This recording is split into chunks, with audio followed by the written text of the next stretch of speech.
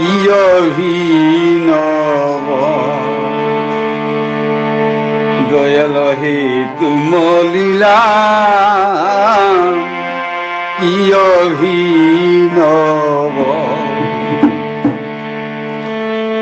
তুমি ন বুঝাইলে বা তুমি ন বুঝাইলে বা কিয়ে বুঝিব দয়াল হে তুম লীলা কি অভিনব দয়াল হে তুম লীলা কি অভিনব তুমি ন বুঝাইলে বা তুমি ন বুঝাইলে বা কিয়ে বুঝিব দয়াল হে তুম লীলা কি অভিনব দয়াল হে তুম লীলা কি অভিনব তুমি ন বুঝাইলে বা তুমি ন বুঝাইলে বা কিয়ে বুঝিব দয়াল হে তুম লীলা কি অভিনব দয়াল হে তুম লীলা কি অভিনব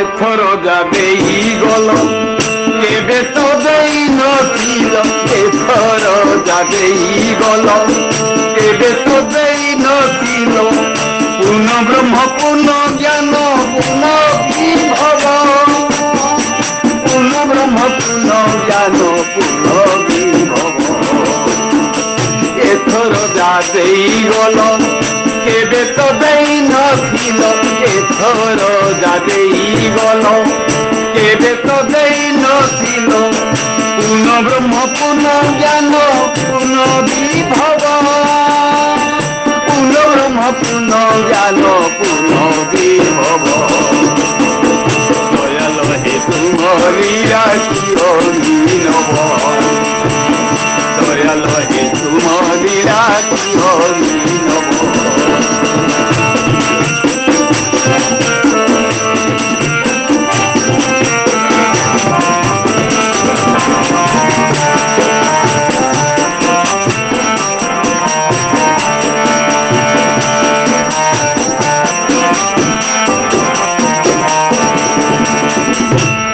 হাজার বরষ পাই পরম পুরুষ 10,000 বরষ পাই পরম পুরুষ দেই গল করন্তি জ্ঞান বিভব দেই গল করন্তি জ্ঞান বিভব 10,000 বরষ পাই পরম পুরুষ 10,000 বরষ পাই পরম পুরুষ দেই গল করন্তি জ্ঞান বিভব দেই গল করন্তি জ্ঞান বিভব দয়াল হে তুম লীলা কি অভিনব দয়াল হে তুম লীলা কি অভিনব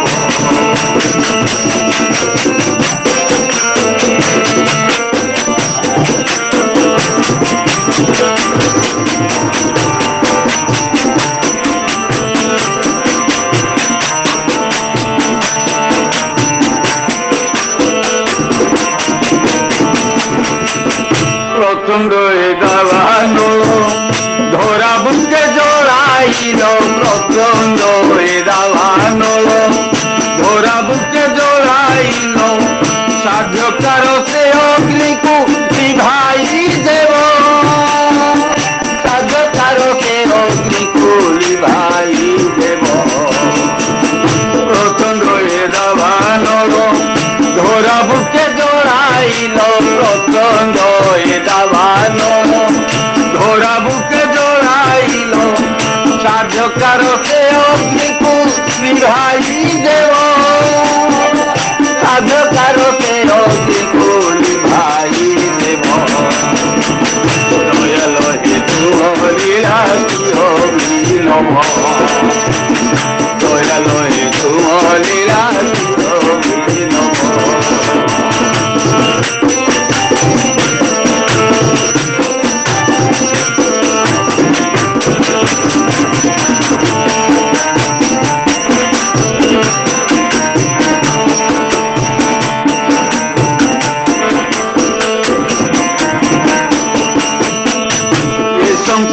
ଅଛି ଭରି ନଗରାଦି ଆଦି ପୁରୀ ଏ ସଂସାରେ ଅଛି ଭରି ନଗରାଦି ଆଦି ପୁରୀ ସବୁଥିଏ ସତ ନାମ ପ୍ରଚାର ହେବ ସବୁଥିଏ ସତ ନାମ ପ୍ରଚାର ହେବ ଏ ସଂସାରେ ଅଛି ଭରି ନଗରାଦି ଆଦି ପୁରୀ ଏ ସଂସାରେ ଅଛି ଭରି ନଗରାଦି ଆଦି ପୁରୀ ସବୁଥିଏ ସତ ନାମ ପ୍ରଚାର ହେବ ସବୁଥିଏ ସତ ନାମ ପ୍ରଚାର ହେବ ଦୟାଲ ହେ ତୁମରି ରାତି ହବ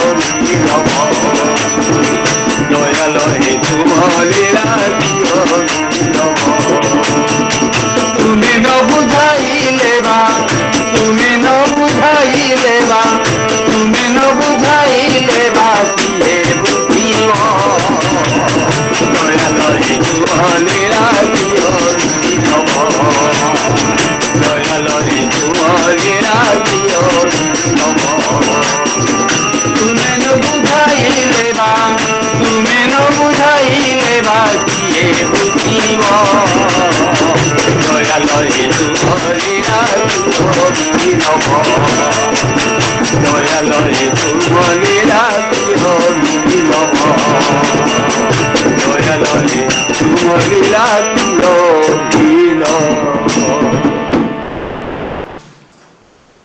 জয় দাদা জয় গুরু ସୁନ୍ଦରରେ ଆମର ବିଶ୍ୱକର୍ମା ଅନୁଷ୍ଠାନ ବିକ୍ରମ ଭାଇ ଶ୍ରୀତ ବିଷ୍ଣୁଗୁପ୍ତ ଦାସ ବହୁତ ସୁନ୍ଦରରେ ଭଜନ ପରିବେଷଣ କଲେ ତାଙ୍କର ତାଙ୍କ ପରିବାର ସମସ୍ତଙ୍କର ସାର୍ବିକ ମଙ୍ଗଳ ପାଇଁ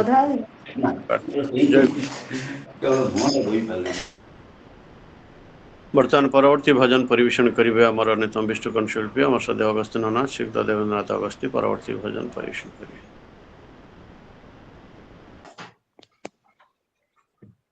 ଆଜ୍ଞା ଜୟ ଗୁରୁ ଜୟ ଗୁରୁ ଜୟ ଗୁରୁ।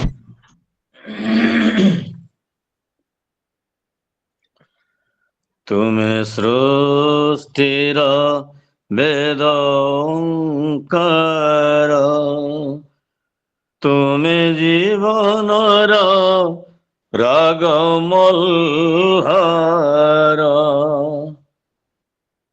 ତୁମେ ମିଳନର ମଧୁଗୁଞ୍ଜନ ତୁମେ ମିଳନର ମଧୁଗୁଞ୍ଜନ ତୁମ ବୀରରେ ସବୁ ଅନ୍ଧାର ତୁମେ ସୃଷ୍ଟିର ବେଦ ଓଙ୍କାର ତୁମେ ଜୀବନର ରାଗ ମଲ୍ହାର ତୁମେ ମିଳନର ମଧୁଗୁଞ୍ଜନ ତୁମେ ମିଳନର ମଧୁଗୁଞ୍ଜନ ତୁମ ବୀରରେ ସବୁ ଅନ୍ଧାର ତୁମେ ସୃଷ୍ଟିର ବେଦ ଓଙ୍କାର ତୁମେ ଜୀବନର ରାଗ ମଲ୍ହାର ମନ ବନନୀର ସବୁ ଜୀବା ତୁମେ ମନ ଗହନର ତୀର୍ଥ ହେ ତୁମେ ମନ ବନନୀର ସବୁ ଜୀବା ତୁମେ ମନ ଗହନର ତୀର୍ଥ ହେ ତୁମେ ଶିଶିର ରାତ୍ରିର ନିଶିଥ ତୁମେ ଫଗୁଣ ଆକାଶେ ଫଗୁଣ ତୁମେ ଜନମ ମରଣ ବନ୍ଦନୀ ତୁମେ ଜନମ ମରଣ ବନ୍ଧନୀ ତୁମେ ସାକାର ହେ ତୁମେ ନିରାକାର ତୁମେ ସୃଷ୍ଟିର ବେଦ ଓଙ୍କାର ତୁମେ ଜୀବନର ରାଗ ମଲ୍ହାର আশা ভরসার বতী ঘর তুমি, জীবন জয়ীর সমাধান তুমি। আশা ভরসার বতী ঘর তুমি, জীবন জয়ীর সমাধান তুমি। পন্থশালার সাথী একা তুমি, নীরব রাত্রির নাদ ব্রহ্ম তুমি। কোটি জীবনর দেব দেবালয়, কোটি জীবনর দেব দেবালয়। মলয়র তুমি, প্রলয়র তুমি, সৃষ্টির বেদ ওঙ্কার তুমি, জীবনর রাগমল্লার মহাজীবনর রাজধীরাজ হে। মহাসাগরর অতল মেরু হে। মহাজীবনর রাজ রাজধীরাজ হে। মহাসাগরর অতল মেরু হে। মহাকাল কহে কাল জয়ী তুমি, মহাজগতর মহাদিগন্ত হে। সূক্ষ্মরু স্থূল, স্থূলরু সূক্ষ্ম হে। সূক্ষ্মরু স্থূল, স্থূলরু সূক্ষ্ম হে। বিশ্বর মহা কଳାକାର তুমি, সৃষ্টির বেদ ওঙ্কার তুমি, জীবনর রাগমল্লার তুমি। মিলনর মধুগুঞ্জন তুমি, মিলনর মধুগুঞ্জন তুম বিরহে সবু অন্ধর তুমি। সৃষ্টির বেদ ওঙ্কার তুমি, জীবনর রাগমল্লার তুমি, জীবনর রাগমল্লার তুমি, জীবনর রাগমল্লার। আজ্ঞା জয়গুরু।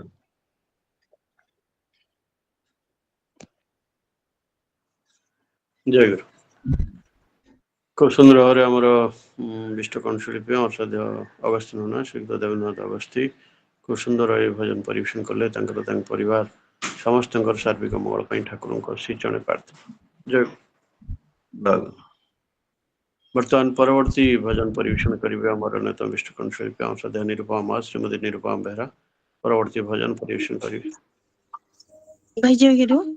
ଜୟଗୁରୁ ମା ଜୟ। ଜୟଗୁରୁ। ଉପସ୍ଥିତ ସମସ୍ତ ଦାଦା ଓ ମା ମାନଙ୍କୁ ଆନନ୍ଦିତ ଜୟଗୁରୁ।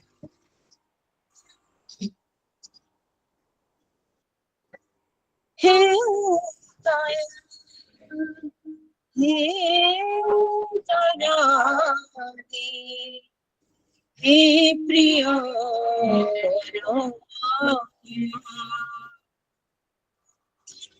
স্নেহ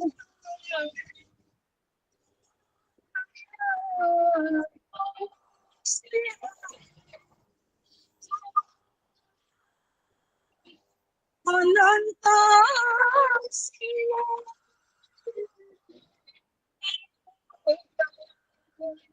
হে দয়াতে হে প্রিয় কর হে দয়াতে হে প্রিয় কর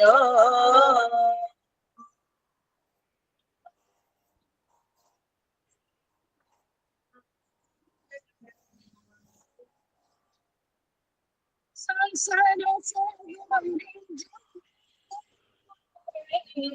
যাও তুমি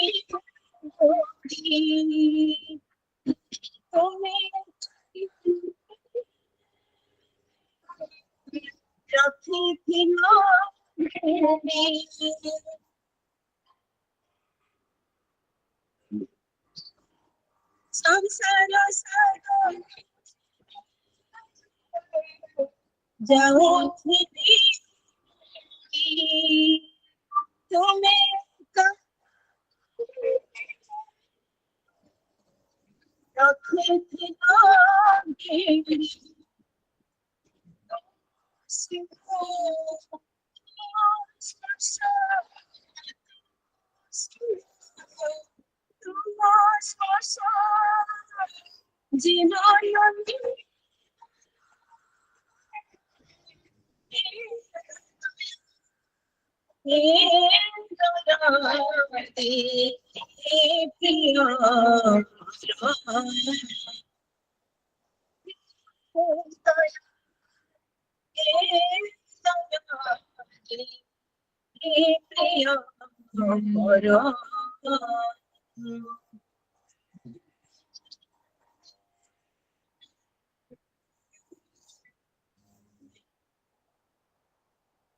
বিন্দু তো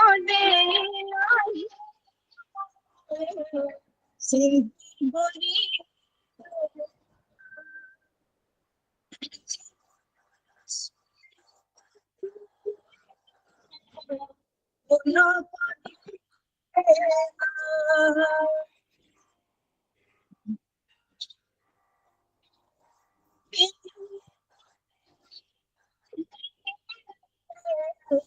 সিন্ধু বলি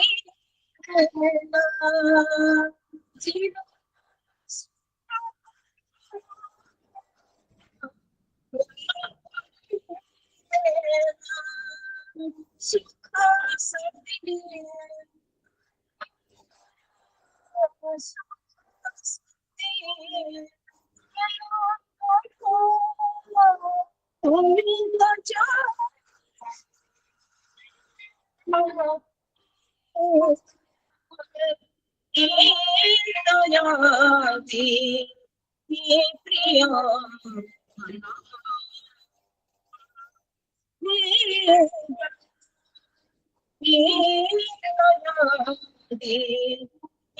প্রিয় প্রিয়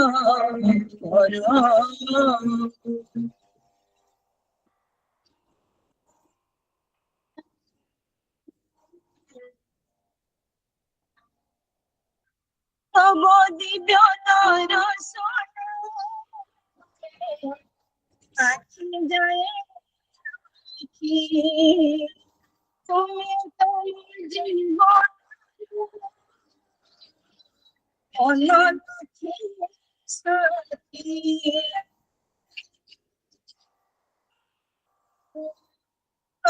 দিব্য দর্শনে আখি যায় তুমি তোমার জীবন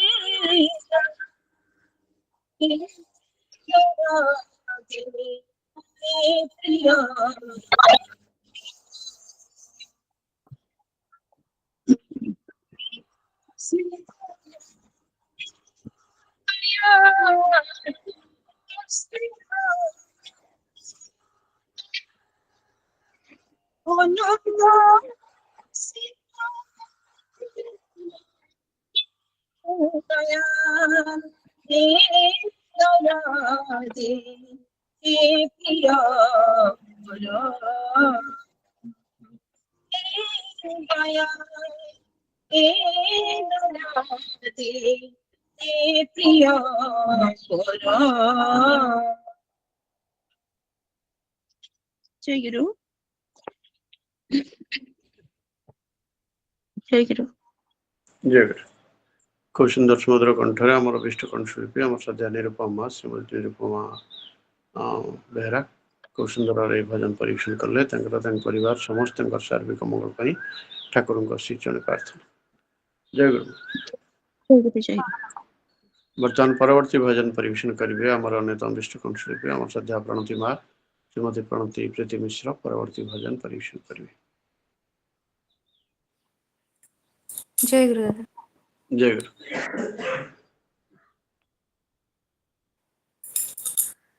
କଥା କହୁ କହୁ ବାଟ ସରି ଯାଏ, କଥା ମୋର ସରେ ନାହିଁ।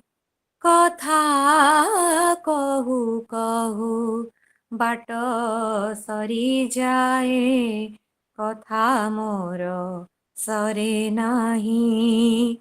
କଥା ସାଥୀ କେତେ ବ୍ୟଥା ରହିଯାଏ, କଥା ସାଥୀ କେତେ ବ୍ୟଥା ରହିଯାଏ, ଛାତି ତଳେ ଚାପି ହୋଇ କଥା କହୁ କହୁ ବାଟ ସରିଯାଏ, କଥା ମୋର ସରେ ନାହିଁ।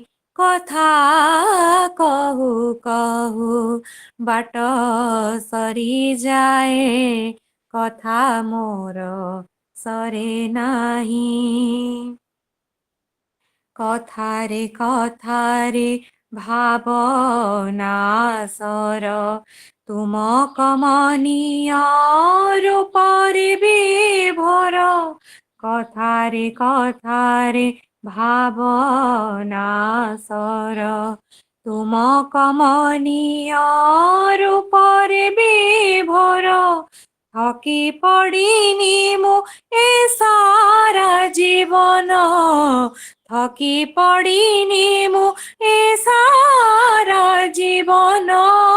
ତୁମ କଥା କହି କହି, କଥା କହୁ କହୁ ବାଟ ସରିଯାଏ, କଥା ମୋର ସରେ ନାହିଁ। କଥା ମୋର ସରେ ନାହିଁ। ଭାବେ ନାହିଁ କେବେ ଫେରିବାକୁ ହେବ, ନୀରବ ନୀଡ଼ରେ ରହିବାକୁ ହେବ। ଭାବେ ନାହିଁ କେବେ ଫେରିବାକୁ ହେବ, ନୀରବ ନୀଡ଼ରେ ରହିବାକୁ ହେବ। ପୁଣି ଅପେକ୍ଷାରେ ସମୟ ବିତିବ, ପୁଣି ଅପେକ୍ଷାରେ ସମୟ ବିତିବ। ତୁମ ପଥ ଚାହିଁ ଚାହିଁ, କଥା କହୁ କହୁ ବାଟ ସରିଯାଏ, କଥା ମୋର ସରେ ନାହିଁ। କଥା ମୋର ସରେ ନାହିଁ। ଏକାନ୍ତେ ନୀଡ଼ ଅଗଣାରେ ଖୋଜେ, ତୁମ ସ୍ମୃତି ଛବି କେତେ ଯେ ବିରାଜେ। ଏକାନ୍ତେ ନୀଡ଼ ଅଗଣାରେ ଖୋଜେ, ତୁମ ସ୍ମୃତି ଛବି କେତେ ଯେ ବିରାଜେ। ଏ ମନ ବୀଣାରେ ମୋର ଛନା ତୋଳେ, ଏ ମନ ବୀଣାରେ ମୋର ଛନା ତୋଳେ। ତୁମ ସ୍ୱର ରହି ରହି, କଥା କହୁ କହୁ ବାଟ ସରିଯାଏ, କଥା ମୋର ସରେ ନାହିଁ। କଥା କହୁ କହୁ ବାଟ ସରିଯାଏ, କଥା ମୋର ସରେ ନାହିଁ। କଥା ସାଥେ କେତେ ବ୍ୟଥା ରହିଯାଏ, କଥା ସାଥେ କେତେ ବ୍ୟଥା ରହିଯାଏ, ଛାତି ତଳେ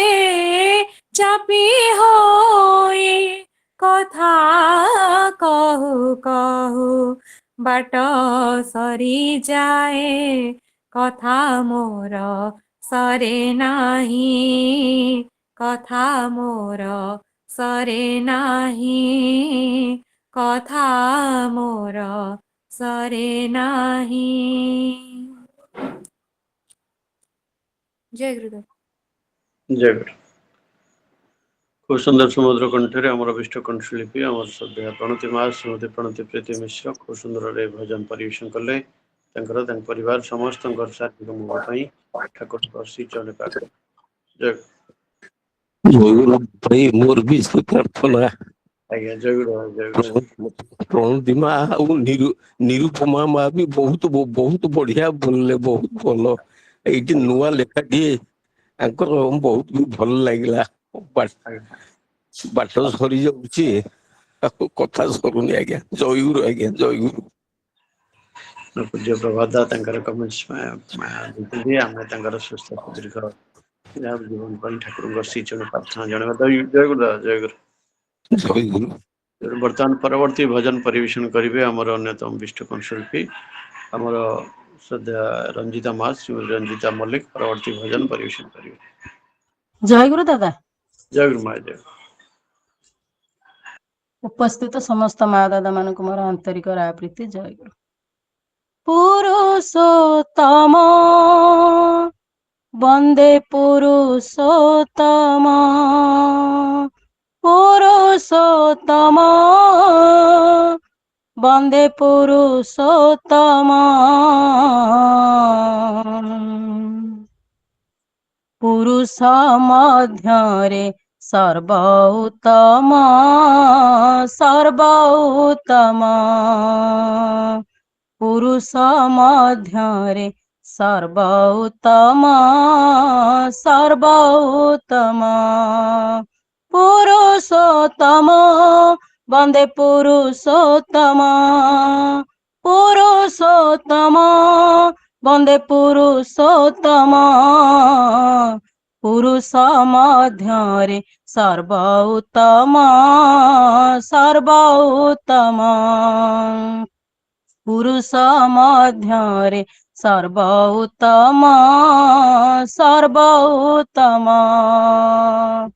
32 कला को हरि निजे मिसाई 32 लक्षण देहे रचिले नहीं सचिति आनंद जे त्रिगुणमय निजर उपमा निजे प्रेम विग्रह 32 कला को हरि निजे मिसाई 32 लक्षण देहे रचिले नहीं सचिति आनंद जे त्रिगुणमय निजर उपमा निजे प्रेम विग्रह अण आकार रूप साकार अण आकार रूप साकार जीवन दरदी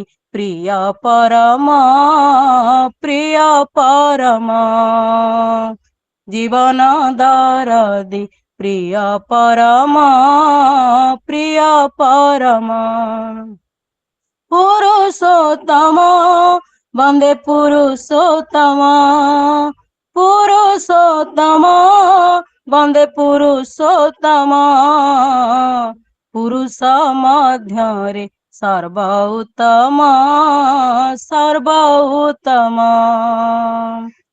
पूर्ववतारे परिपूरण करी समस्यार समाधान बाणी उच्चारी असजड़ा समाज को सजाड़ी देई शक्ति सुधा सत मंत्र आसंती नहीं पूर्ववतारे परिपूरण करी समस्यार समाधान बाणी उच्चारी असजड़ा समाज को सजाड़ी देई शक्ति सुधा सत मंत्र आसंती नहीं জ্যোতি আধার কৃপা সাগর জ্যোতি আধার কৃপা সাগর দিয়ন্তি দেখাই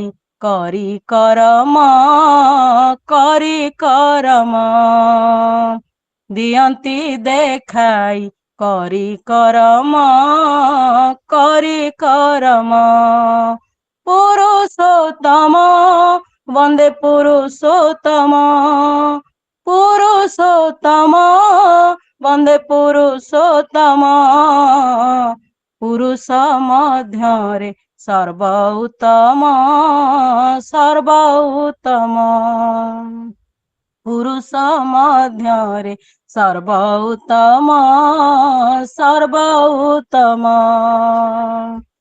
ପଞ୍ଚମହା ସିନ୍ଧୁ ହେଉ କାଳି ଦୁଆତ ତା ମଧ୍ୟରେ ହେଉ ସାହି କଳା ପର୍ବତ କଳପ ବଟର ଶାଖା ହେଉ ଲେଖନି ସାଦା କାଗଜ ରୂପରେ ସାରା ଧରଣୀ ପଞ୍ଚମହା ସିନ୍ଧୁ ହେଉ କାଳି ଦୁଆତ ତା ମଧ୍ୟରେ ହେଉ ସାହି କଳା ପର୍ବତ କଳପ ବଟର ଶାଖା ହେଉ ଲେଖନି ସାଦା କାଗଜ ରୂପରେ ସାରା ଧରଣୀ ମା ସରସ୍ୱତୀ ଲେଖନ୍ତୁ ନୀତି ମା ସରସ୍ୱତୀ ଲେଖନ୍ତୁ ନୀତି ସରିବ ନାହିଁଟି ଗୁଣ ସୀମ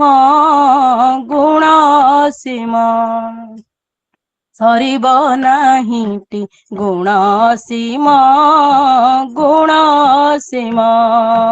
ପୁରୁଷୋତ୍ତମ ବନ୍ଦେ ପୁରୁଷୋତ୍ତମ ବନ୍ଦେ ପୁରୁଷୋତ୍ତମ ପୁରୁଷ ମଧ୍ୟରେ ସର୍ବଉତ୍ତମ ପୁରୁଷ ମଧ୍ୟରେ ସର୍ବଉତ୍ତମ ଜୀବନ ଦରଦି ପ୍ରିୟ ପରମ ଦିଅନ୍ତି ଦେଖାଇ କରି କରମ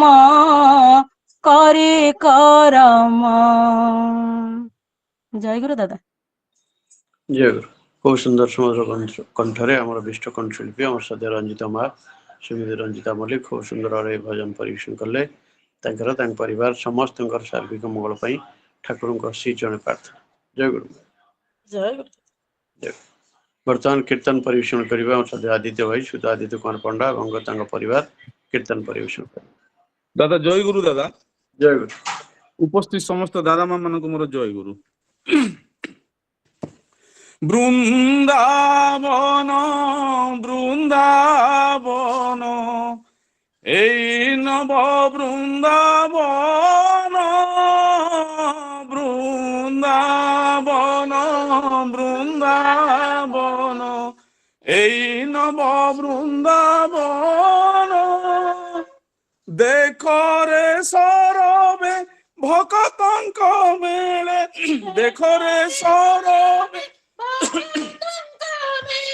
দেখরে সরবে ভকতঙ্ক মেলে বিজয় শ্রী পুরুষোত্তম বৃন্দাবন বৃন্দাবন এই নব বৃন্দাবন বৃন্দাবন বৃন্দাবন এই নব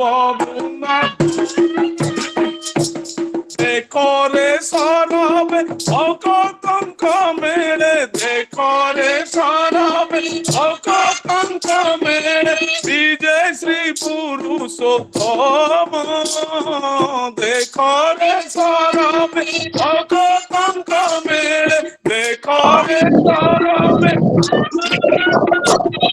বিজয় শ্রী পুরুষোত্তম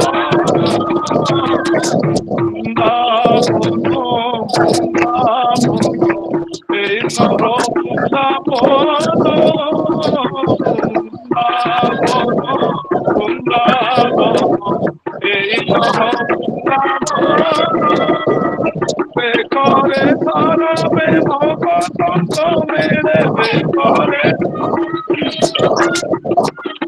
বিদেশি পুরুষোত্তম বেকরে ধরবে ভগতঙ্ক মেরে বিদেশি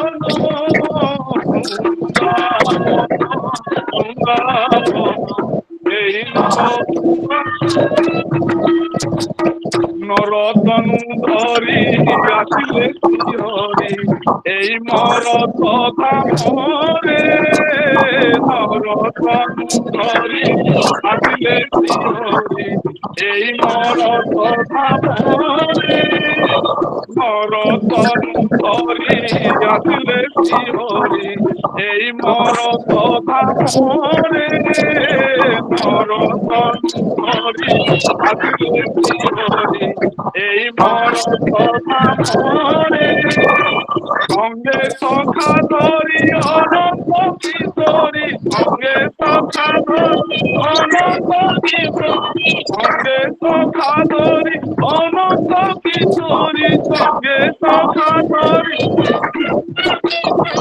লীলা বলে সংকীর্তন সঙ্গে সখা ধরি অনন্ত কিশোরী লীলা বলে সংকীর্তন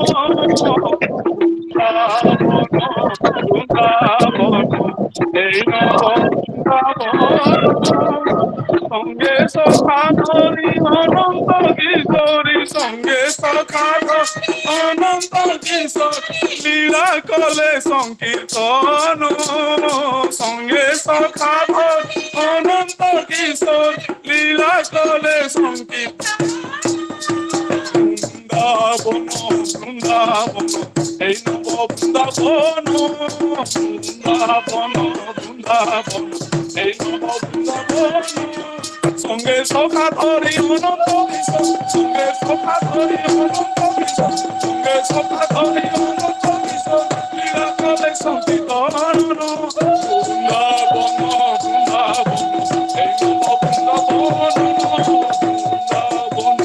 বৃন্দাবন এই নব বৃন্দাবন পাপি তাপি মেলে লীলা রম্ভিলে ধন্য কলে জগৎ পাপি তাপি মেলে লীলা রম্ভিলে ধন্য কলে জগৎ পাপি তাপি মেলে লীলা রম্ভিলে ধন্য কলে জগৎ পাপি তাপি মেলে লীলা রম্ভিলে ধন্য কলে জগৎ চরণ স্পর্শরে পল্লবী উঠিলা চরণ স্পর্শরে পল্লবী চরণ স্পর্শরে পল্লবী উঠিলা চরণ স্পর্শরে শুষ্ক তরু পুষ্প বন চরণ স্পর্শরে পল্লবী উঠিলা চরণ স্পর্শরে পল্লবী উঠিলা শুষ্ক তরু পুষ্প বন বৃন্দাবন বৃন্দাবন এই নব বৃন্দাবন বৃন্দাবন বৃন্দাবন এই নব বৃন্দাবন চরণ স্পর্শরে পল্লবী উঠিলা চরণ স্পর্শরে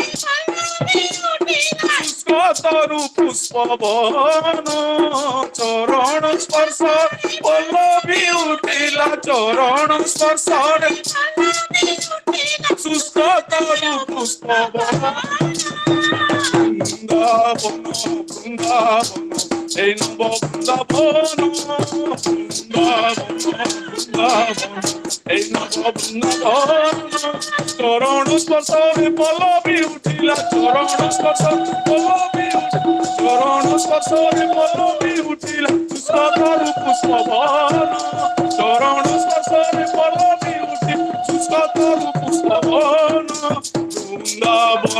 বৃন্দাবন এই নব বৃন্দাবন বৃন্দাবন বৃন্দাবন এই নব বৃন্দাবন আস ভাই সর্বে তাঙ্করি চরণে করিবা বন্দনা গান আস ভাই সর্বে তাঙ্করি চরণে করিবা বন্দনা গান আস ভাই সর্বে তাঙ্করি চরণে করিবা বন্দনা গান আস ভাই সর্বে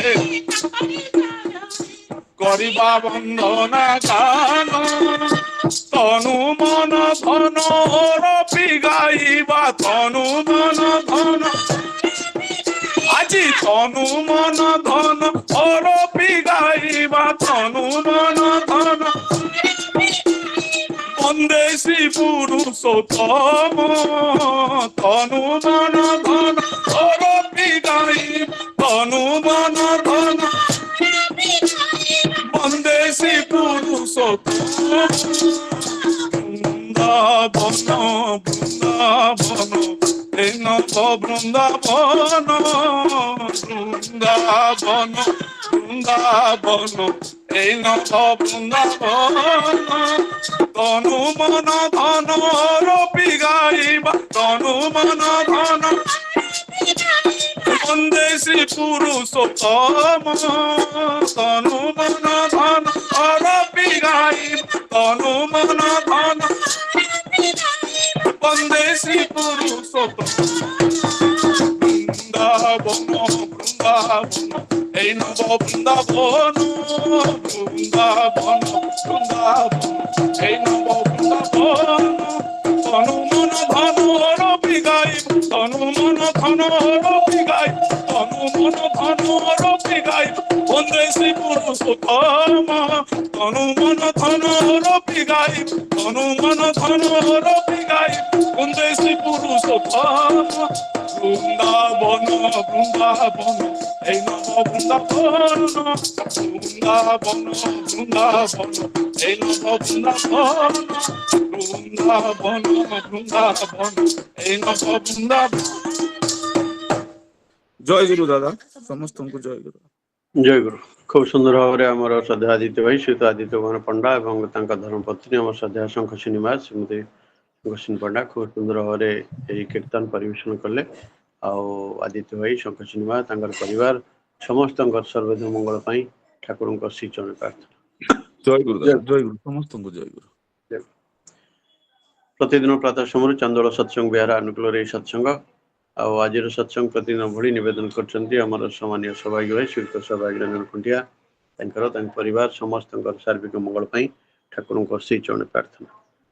ସତ୍ସଙ୍ଗ ନିବେଦନ କରିଛନ୍ତି ଆମର ଶ୍ରଦ୍ଧା ଜୟଶ୍ରୀ ମା ଶ୍ରୀମତୀ ଜୟଶ୍ରୀ ରାଉତ ଆଉ ତାଙ୍କର ସୁକନ୍ୟା ବିଶ୍ୱଜିତା ଏବଂ ତାଙ୍କର ଜାମାତା ନିଶ୍ଚିକାନ୍ତ ବାବୁ ସେମାନଙ୍କର ସର୍ବତ ମଙ୍ଗଳ ପାଇଁ ଆମେ ଠାକୁରଙ୍କ ଶ୍ରୀଚରଣ ପ୍ରାର୍ଥନା ଜଣାଇବା ସହିତ ଆଉ ଜୟଶ୍ରୀ ମା ହେମନ୍ତ ଭାଇ ତାଙ୍କର ପରିବାର ସମସ୍ତଙ୍କର ସାର୍ବିକ ମଙ୍ଗଳ ପାଇଁ ଠାକୁରଙ୍କ ଶ୍ରୀଚରଣ ପ୍ରାର୍ଥନା। ପ୍ରତିଦିନ ଭଳି ଆମର ସତ୍ସଙ୍ଗରେ ଅନେକ ପୂଜ୍ୟ ରୀତିକ ଅଧୈର୍ଯ୍ୟ ଯାଜ ଗୁରୁ ଭାଇମାନେ ମା ମାନେ ଯୋଗଦାନ କରିଛନ୍ତି। ପ୍ରତିଦିନ ଭଳି ଆମର ଠାକୁରଙ୍କ ସପ୍ରତିଥି ପୂଜ୍ୟ Sarbashri Bijay Bhushan Mishra Bichitrananda Acharya Brajabandhu Behera doctor Nagendra Swain doctor Sitakanta Das doctor Sumkumar Mishra doctor Pabitra Kumar ମେକଅପ Dibakar Swain engineer Kashinath Tripathy engineer Sachidananda Mallick engineer Shashanka Sekhar Behera engineer Sarat Kumar Das engineer Jubaraj Prasad Jatindra Kumar Sahu Jagadish Chandra Sahu Kailash Chandra Behera Mukunda Prasad Senapati Nimacharan Das Pareswar Jena Prabhat Kumar Sahu Prashant Kumar Singh Parshuram Manik Ramesh Chandra Nayak Raghunath Bastia Rajinikanth Panda Rabindranath ପ୍ରଧାନ ସନ୍ତୋଷ କୁମାର ଷଡ଼ଙ୍ଗୀ ସୁଭାଷ ଚନ୍ଦ୍ର ଦାସ ତାରାକାନ୍ତ ବେହେରା ପ୍ରଫେସର ଉଗ୍ରସେନ ଲେଖା ପ୍ରଫେସର ହୃଦୟରଞ୍ଜନ ତ୍ରିପାଠୀ ଏଭଳି ଅନେକ ପୂଜ୍ୟ ରୀତିକ ମାନେ ଯୋଗ ଦେଇଛନ୍ତି। ପରବର୍ତ୍ତୀ ଅବସ୍ଥାରେ ଆଉ ଯଦି କିଏ ଯୋଗ ଦେଇଥିବେ ହୁଏତ ମୁଁ ଦେଖିନଥାଇପାରେ। ଆଉ ଆମ ପାଖରେ ଠାକୁରଙ୍କ କଥା ଯିଏ ତୋଳି ଧରିବେ ଆମେ ସମସ୍ତେ ଜାଣିଛୁ ଅନେକ ଥର ତାଙ୍କର ଠାକୁରଙ୍କ କଥା ଶୁଣି ଆସିଛନ୍ତି।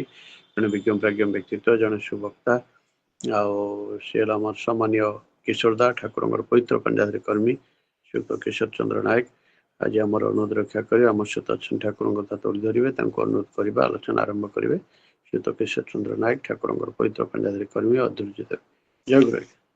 ଜୟ ଗୁରୁ ଦାଦା ଜୟ ଗୁରୁ। ଶୁଭୁଛି ଭଲ ଶୁଭୁଛି। परम प्रेममय परम दयाल श्री श्री ठाकुर परम आराध्या जगत जननी श्री श्री बड़मा परम पूज्यपाद जुगाचार्य श्री श्री बड़दा परम पूज्यपाद आचार्य देव चतुर्देव श्रीपद पंकज तले मोर भक्तिपूत प्रणाम इष्ट परिवार समस्त श्रीपद पंकज तले मोर आभूमि प्रणाम। आज चांदोल सत्संग केन्द्र आनुकूल्य प्रातः सत्संग परिचालक मोर सम्मान्य जो देवेंद्रा तथा जोड़ी होता इष्ट वार्तावाही रीतिक देवता मंडली अधूर्य जाजक कर्मी मंडली सत्संगी प्रेमी गुरुभ्राता भक्तिमती मातृमंडली पिला माने समस्त को मोर प्रीतिपूर्ण जयगुरु तथा यथामान्य प्रारंभ आलोचना प्रारंभ समस्त सार्विक मंगल कामना करी परम दयाल आत्मचरण तले प्रार्थना निवेदन जनाए। अति सुंदर भाव हृदय स्पर्शी एवं उच्च कोटिर भजन कीर्तन जहाँ समस्त हृदय को बा मन को उत्समुखी ईश्वरमुखी उत्समुखी कर भावमय कर परिवेश को एवं जो कंठशिल्पी माने ये भजन कीर्तन परिवेशन कले समस्त सार्विक मंगल कामना करी परम दयाल आत्मचरण तले प्रार्थना निवेदन जनाए। आज भोग अर्घ्य जीव निवेदन कर भाई जो उद्देश्य निवेदन करंतु प्रभु तांकर उद्देश्य मंजूर करंतु कहीं प्रभु को आत्मचरण तले प्रार्थना निवेदन जनाए। प्रातः विनती प्रार्थना परे ये सत्संग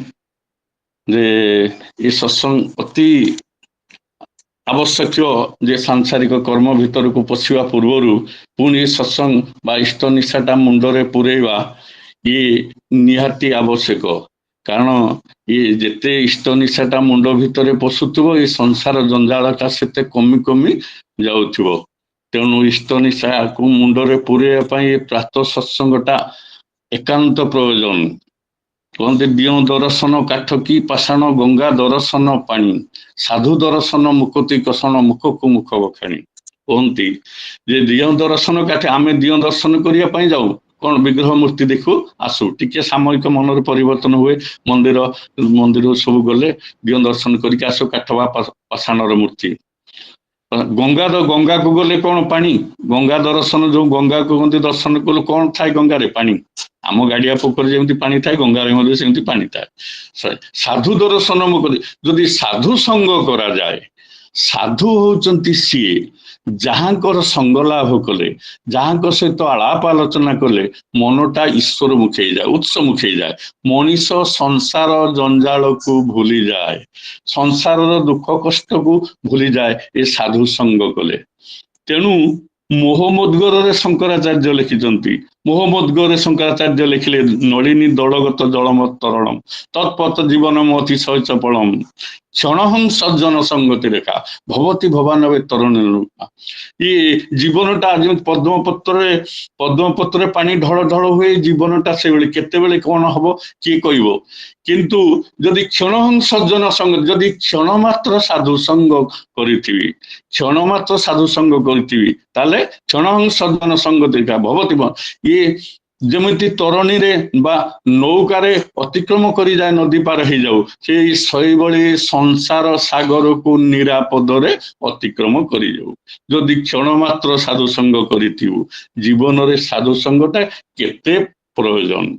साधु संग माँ जन भजन गाउते भारी सुंदर भजनटा गाउते जे जहाँकर गुण को माँ सरस्वती बिना पाड़ी निजे जे पर्वत रूपक कलम को धरी पृथ्वी रूपक कागज समुद्र रूपक काली को व्यवहार कर लिखती गुणगान सरे नाही माँ सरस्वती भी गुणगान सारी पारती नाही तांकु भाषा रे कौन प्रकाश करा जीवो ब्रह्मांड माଳ माଳ होई जा लोम कूपे भासुताई ब्रह्मांड जोटी माଳ माଳ है कि जा लोम कूपरे भासुताए तांकर गुण बा कौन आमे गुणगान करिवा तेबे तांकर संग लाभ करिवार माध्यम होचे सत्संग जोटी प्रेमीर संग कर सत्संग कर से आपण चाहे प्रकटित तांको खोजिबा को पड़िबो ना से आपण चाहे एठी प्रकटित हेबे एठी भक्त भगवान को मधुर मिलन हुए भक्त भगवान को अपूर्व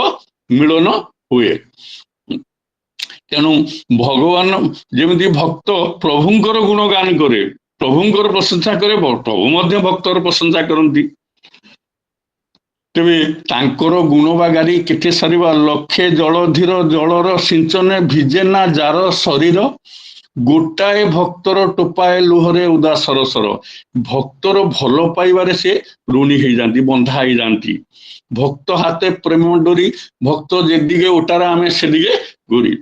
ଭଗବାନ କହନ୍ତି ଭକ୍ତ ହାତରେ ପ୍ରେମ ରଜ୍ଜୁଟା ଅଛି, ସେଇ ପ୍ରେମ ରଜ୍ଜୁରେ ଭକ୍ତ ମତେ ଯୋଉ ଦିଗକୁ ଟାଣି ନିଏ ମୁଁ ସେଇ ଦିଗରେ ଚାଲିଯାଏ। ପ୍ରେମ ମାନେ ଏଇ ଭଲ ପାଇବାର ରଜ୍ଜୁରେ, କିଏ କେତେ ତାଙ୍କୁ ଭଲ ପାଇଲେ। ତେବେ ଲକ୍ଷେ ଜଳଧୀର ଜଳର ସିଞ୍ଚନି, ଲକ୍ଷେ ସମୁଦ୍ରର ପାଣିଟାକୁ ଆଣି ସିଞ୍ଚି ଦେଲେ ଯାହାର ଶରୀରଟା ଉଦା ହୁଏ ନାହିଁ। ବ୍ରହ୍ମାଣ୍ଡ ମାଳ ମାଳ ହୋଇ ଜାଲ ମୁଖ କୂପେ ଭାସୁଥାଏ, ତାଙ୍କ ଶରୀରଟା କଣ ହୁଏ, ସମୁଦ୍ର ଜଳରେ ଭିଜିଯିବ। କିନ୍ତୁ କୋଉଟାରେ ଭିଜିବ ନା ଗୋଟାଏ ଭକ୍ତର ଟୋପାଏ, ଯଦି ଭକ୍ତଟିଏ ବିକଳ ହୋଇ, ତାର ଭକ୍ତଟିଏ ତାଙ୍କୁ ଭଲ ପାଇଥିବା ଲୋକଟିଏ ବିକଳ ହୋଇ ତାଙ୍କ ପାଇଁ ଆଖିରୁ ଟୋପାଏ ଲୁହ ଝରେଇ ଦିଏ, ତାହେଲେ ସେଇ ଲୁହ ସେଇ ଟୋପାଏ ଲୁହରେ ସେ ଉଦା ସରସର ହେଇଯାଆନ୍ତି। ତାହେଲେ ଭକ୍ତଙ୍କର ଲୁହ ଯେ କେତେ ବିକଳ ପ୍ରାର୍ଥନା ଲୁହ ତାଙ୍କର ପ୍ରୟୋଜନ ତାଙ୍କ ପାଇଁ। ଆପଣ ଆମେ ସବୁବେଳେ ତ ଗାଉଛନ୍ତି ନୟନ ନିରେ ସଦା ଭାସରେ, କେତେବେଳେ ତାଙ୍କର ପାଇଁ ଆଖି ଲୁହ ଗଡେଇଛନ୍ତି, ଆଖିରୁ ଲୁହ ଗଡାନ୍ତୁ ତାଙ୍କ ପାଇଁ, ଦେଖିବେ ଆପଣଙ୍କର ସବୁ ପ୍ରାର୍ଥନାକୁ ସେ ମଞ୍ଜୁର କରିଦେବେ, ସବୁ ପ୍ରାର୍ଥନାକୁ ସେ ମଞ୍ଜୁର କରିଦେବେ। ସେ ହଉଛନ୍ତି ସ୍ରଷ୍ଟା, ସେ ସୃଷ୍ଟିକର୍ତ୍ତା, ସେ ସବୁ କିଛି କରିପାରିବେ। ଥରେ ରବୀନ୍ଦ୍ରଙ୍କର ଦେହାନ୍ତ ହେଇଗଲା, ଆସିକି ଠାକୁରଙ୍କ ପାଖରେ ଖବର ଦେଲେ ପାଇଦା ରବୀନ୍ଦ୍ରଙ୍କର ଦେହାନ୍ତ ହେଇଯାଇଛି।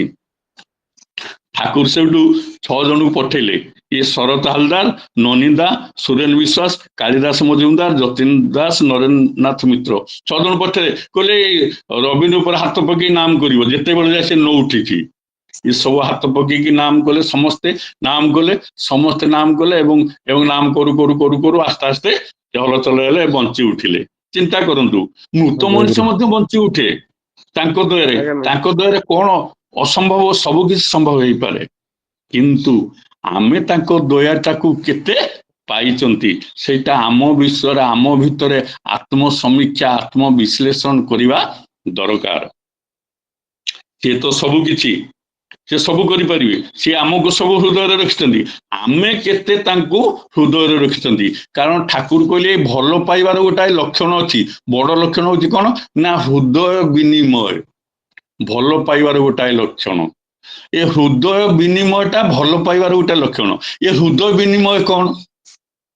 ହୃଦୟ ବିନିମୟ କଣ?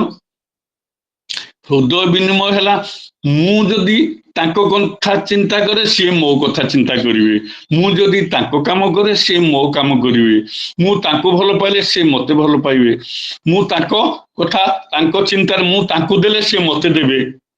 এইটা হচ্ছে হৃদয় বিনিময় ଭଲ ପାଇବା।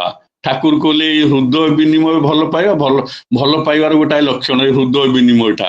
ତେଣୁ ଆପଣ କେତେ ହୃଦୟ ତାଙ୍କ ପାଖରେ ବିନିମୟ କରିଛନ୍ତି, ତୁମେ ତାଙ୍କ ପାଖରେ ଯେମିତି ଉନ୍ମୁକ୍ତ ହବ ସେ ବି ତୁମ ପାଖରେ ସେମିତି ଉନ୍ମୁକ୍ତ ହେବେ। ତାଙ୍କ ପାଖରେ ଖୋଲା ହୃଦୟରେ ହୃଦୟ ବିନିମୟ ଭଲ ପାଇବା ଦିଅନ୍ତୁ, ସେ ମଧ୍ୟ ଭଲ ପାଇବେ। ତାଙ୍କୁ ଯେମିତି ଦେବ ସେ ମଧ୍ୟ ସେମିତି ଦେବେ। ତେଣୁ ଠାକୁର କହିଲେ ମନେ ରଖ, ଈଶ୍ୱରଙ୍କୁ ତୁମେ ଭଲ ପାଇ, ଭଗବାନଙ୍କୁ ତୁମେ ଭଲ ପାଇ ତାଙ୍କ ଲାଗି ଯେପରି ହେବ, ତାଙ୍କୁ ଯେପରି ଦେବ ସକ୍ରିୟ ଆତ୍ମନିବେଦନରେ, ସେଇ ଭକ୍ତିଭାବ ତୁମକୁ 1000 ଗୁଣ ଉପଢୌକନ ଦେବ। ତୁମେ ତାଙ୍କ ଲାଗି ଯେପରି ହେବ, ମୁଁ ତାଙ୍କ ଲାଗି ଯେମିତି ହେବି, ହେଇପାରିବି, ତାଙ୍କର ମନ ଲାଗି ଯେମିତି ହେଇପାରିବି, ଆଉ ତାଙ୍କୁ ଯେମିତି ଦେବି, ଆଉ ସକ୍ରିୟ ଆତ୍ମନିବେଦନରେ ସେ 1000 ଗୁଣ ଉପଢୌକନ ଦେବେ। କିନ୍ତୁ ଏହା ପ୍ରତ୍ୟାଶା ରହିତ ହେଇଥିବା ଦରକାର। ଆଶା ପ୍ରତ୍ୟାଶା ଯେମିତି ଆ ଭିତରେ ନଥାଏ, ମୁଁ ଦଉଛି ସେ ମତେ 1000 ଗୁଣ ଦେବେ, ଏଇ ଆଶା ରଖି ଦବାଟା ଯେମିତି ହଉନଥାଏ, ମୁଁ ଭଲ ପାଇ ଦବାଟା ହଉଥାଏ, ତାହେଲେ ସେ ସବୁ କିଛି ଦେଇଦେବେ, ସବୁ କିଛି ଅଜାଡ଼ି ଦେବେ। ଏମିତି ବହୁତ ଉଦାହରଣ ମଧ୍ୟ ରହିଛି। ତେଣୁ ତାଙ୍କ ପାଖରେ କିଛି ଅଦେୟ ନାହିଁ, ଅପ୍ରାପ୍ୟ ନାହିଁ, କିନ୍ତୁ ଆମେ କେତେ ତାଙ୍କୁ ଭଲ ପାଇଛନ୍ତି ସେଇଟା ହଉଛି ଆମ ପାଖରେ। ତେଣୁ ଆତ୍ମ ବିଶ୍ଳେଷଣ ଆତ୍ମ ସମୀକ୍ଷା କରିବା, ମୁଁ କେତେ ଦୂର ତାଙ୍କର ମନ ଲାଖି ମଣିଷ ହେଇଛି। କାରଣ ସେ ହଉଛନ୍ତି ପରମ ଦୟାଳ, ସେ ପରମ ଦୟାଳ। ତେଣୁ ସିଏ ଯଦି ଦୟା କରୁନଥାନ୍ତେ, ଆମେ ଯେ ସୃଷ୍ଟିରେ ନଥାନ୍ତେ, ଆମେ ଯେତେ ପୂଜ୍ୟପାଦ ଦାଦା ଠାକୁର ଯୋଉ କହିଲେନି ପିତାମାତାଙ୍କୁ ଭକ୍ତି କର, ଶ୍ରେୟଜନକୁ ସମ୍ମାନ ଦିଅ, ତାହେଲେ ଇଷ୍ଟଙ୍କ ପଥରେ ପାଦେ ଆଗେଇଲ। ପିତାମାତାଙ୍କୁ ଭକ୍ତି କର, କାହିଁକି ଭକ୍ତି କରାଯାଏ ଆପଣ ମାନେ ସବୁ ଜାଣିଛନ୍ତି। ପିତାମାତାଙ୍କୁ ଭକ୍ତି କର, ଶ୍ରେୟଜନକୁ ସମ୍ମାନ ଦିଅ।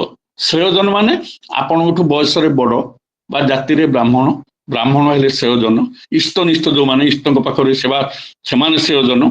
ୟାକୁ ସମ୍ମାନ ଦିଅ, ତାହେଲେ ଇଷ୍ଟଙ୍କ ପଥରେ ପାଦେ ଆଗେଇଲ। ପୂଜ୍ୟପାଦ ଦାଦା ଥରେ ଭକ୍ତମାନଙ୍କ ସହିତ ଆଳାପ ଆଲୋଚନା ଏ ପ୍ରସଙ୍ଗରେ ପଡୁ ପଡୁ ପୂଜ୍ୟପାଦ ଦାଦା କହିଲେ ଯେତେବେଳେ ଦେଖିବ ଯେ ଶ୍ରେୟଜନ ମାନଙ୍କ ପ୍ରତି ତମର କ୍ରୋଧ ଭାବ ଆସୁଛି ବା ରାଗ ଭାବ ଆସୁଛି, କ୍ରୋଧ ଭାବ ଆସୁଛି, ତତ୍କ୍ଷଣାତ୍ ସେ ସ୍ଥାନ ପରିତ୍ୟାଗ କରି ଚାଲିଯାଅ। କାରଣ ତାଠୁ ପତିତ ହବାର ଆଉ ସହଜ ବାଟ କିଛି ନାହିଁ। ଚିନ୍ତା କରନ୍ତୁ ଯେ ଶ୍ରେୟଜନ ମାନଙ୍କ ପ୍ରତି କ୍ରୋଧ ଭାବ ଆସିଲେ ମଣିଷ ପତିତ ହେଇଯାଏ। ଚିନ୍ତା କରନ୍ତୁ ଆମର ଶ୍ରେୟଜନ ମାନଙ୍କ ପ୍ରତି କେତେ କ୍ରୋଧ ଭାବ ଆସିଛି, କେତେ କ୍ରୋଧ ଭାବ ଆସିଛି, ତାହେଲେ ଆମେ ତ ପୁରା ପତିତ ହେଇକି ସଂସାରରେ ଦୁନିଆରେ ନଥାନ୍ତେ, ଆମର ଅସ୍ତିତ୍ୱ ସତ୍ତା ବି ନଥାନ୍ତା।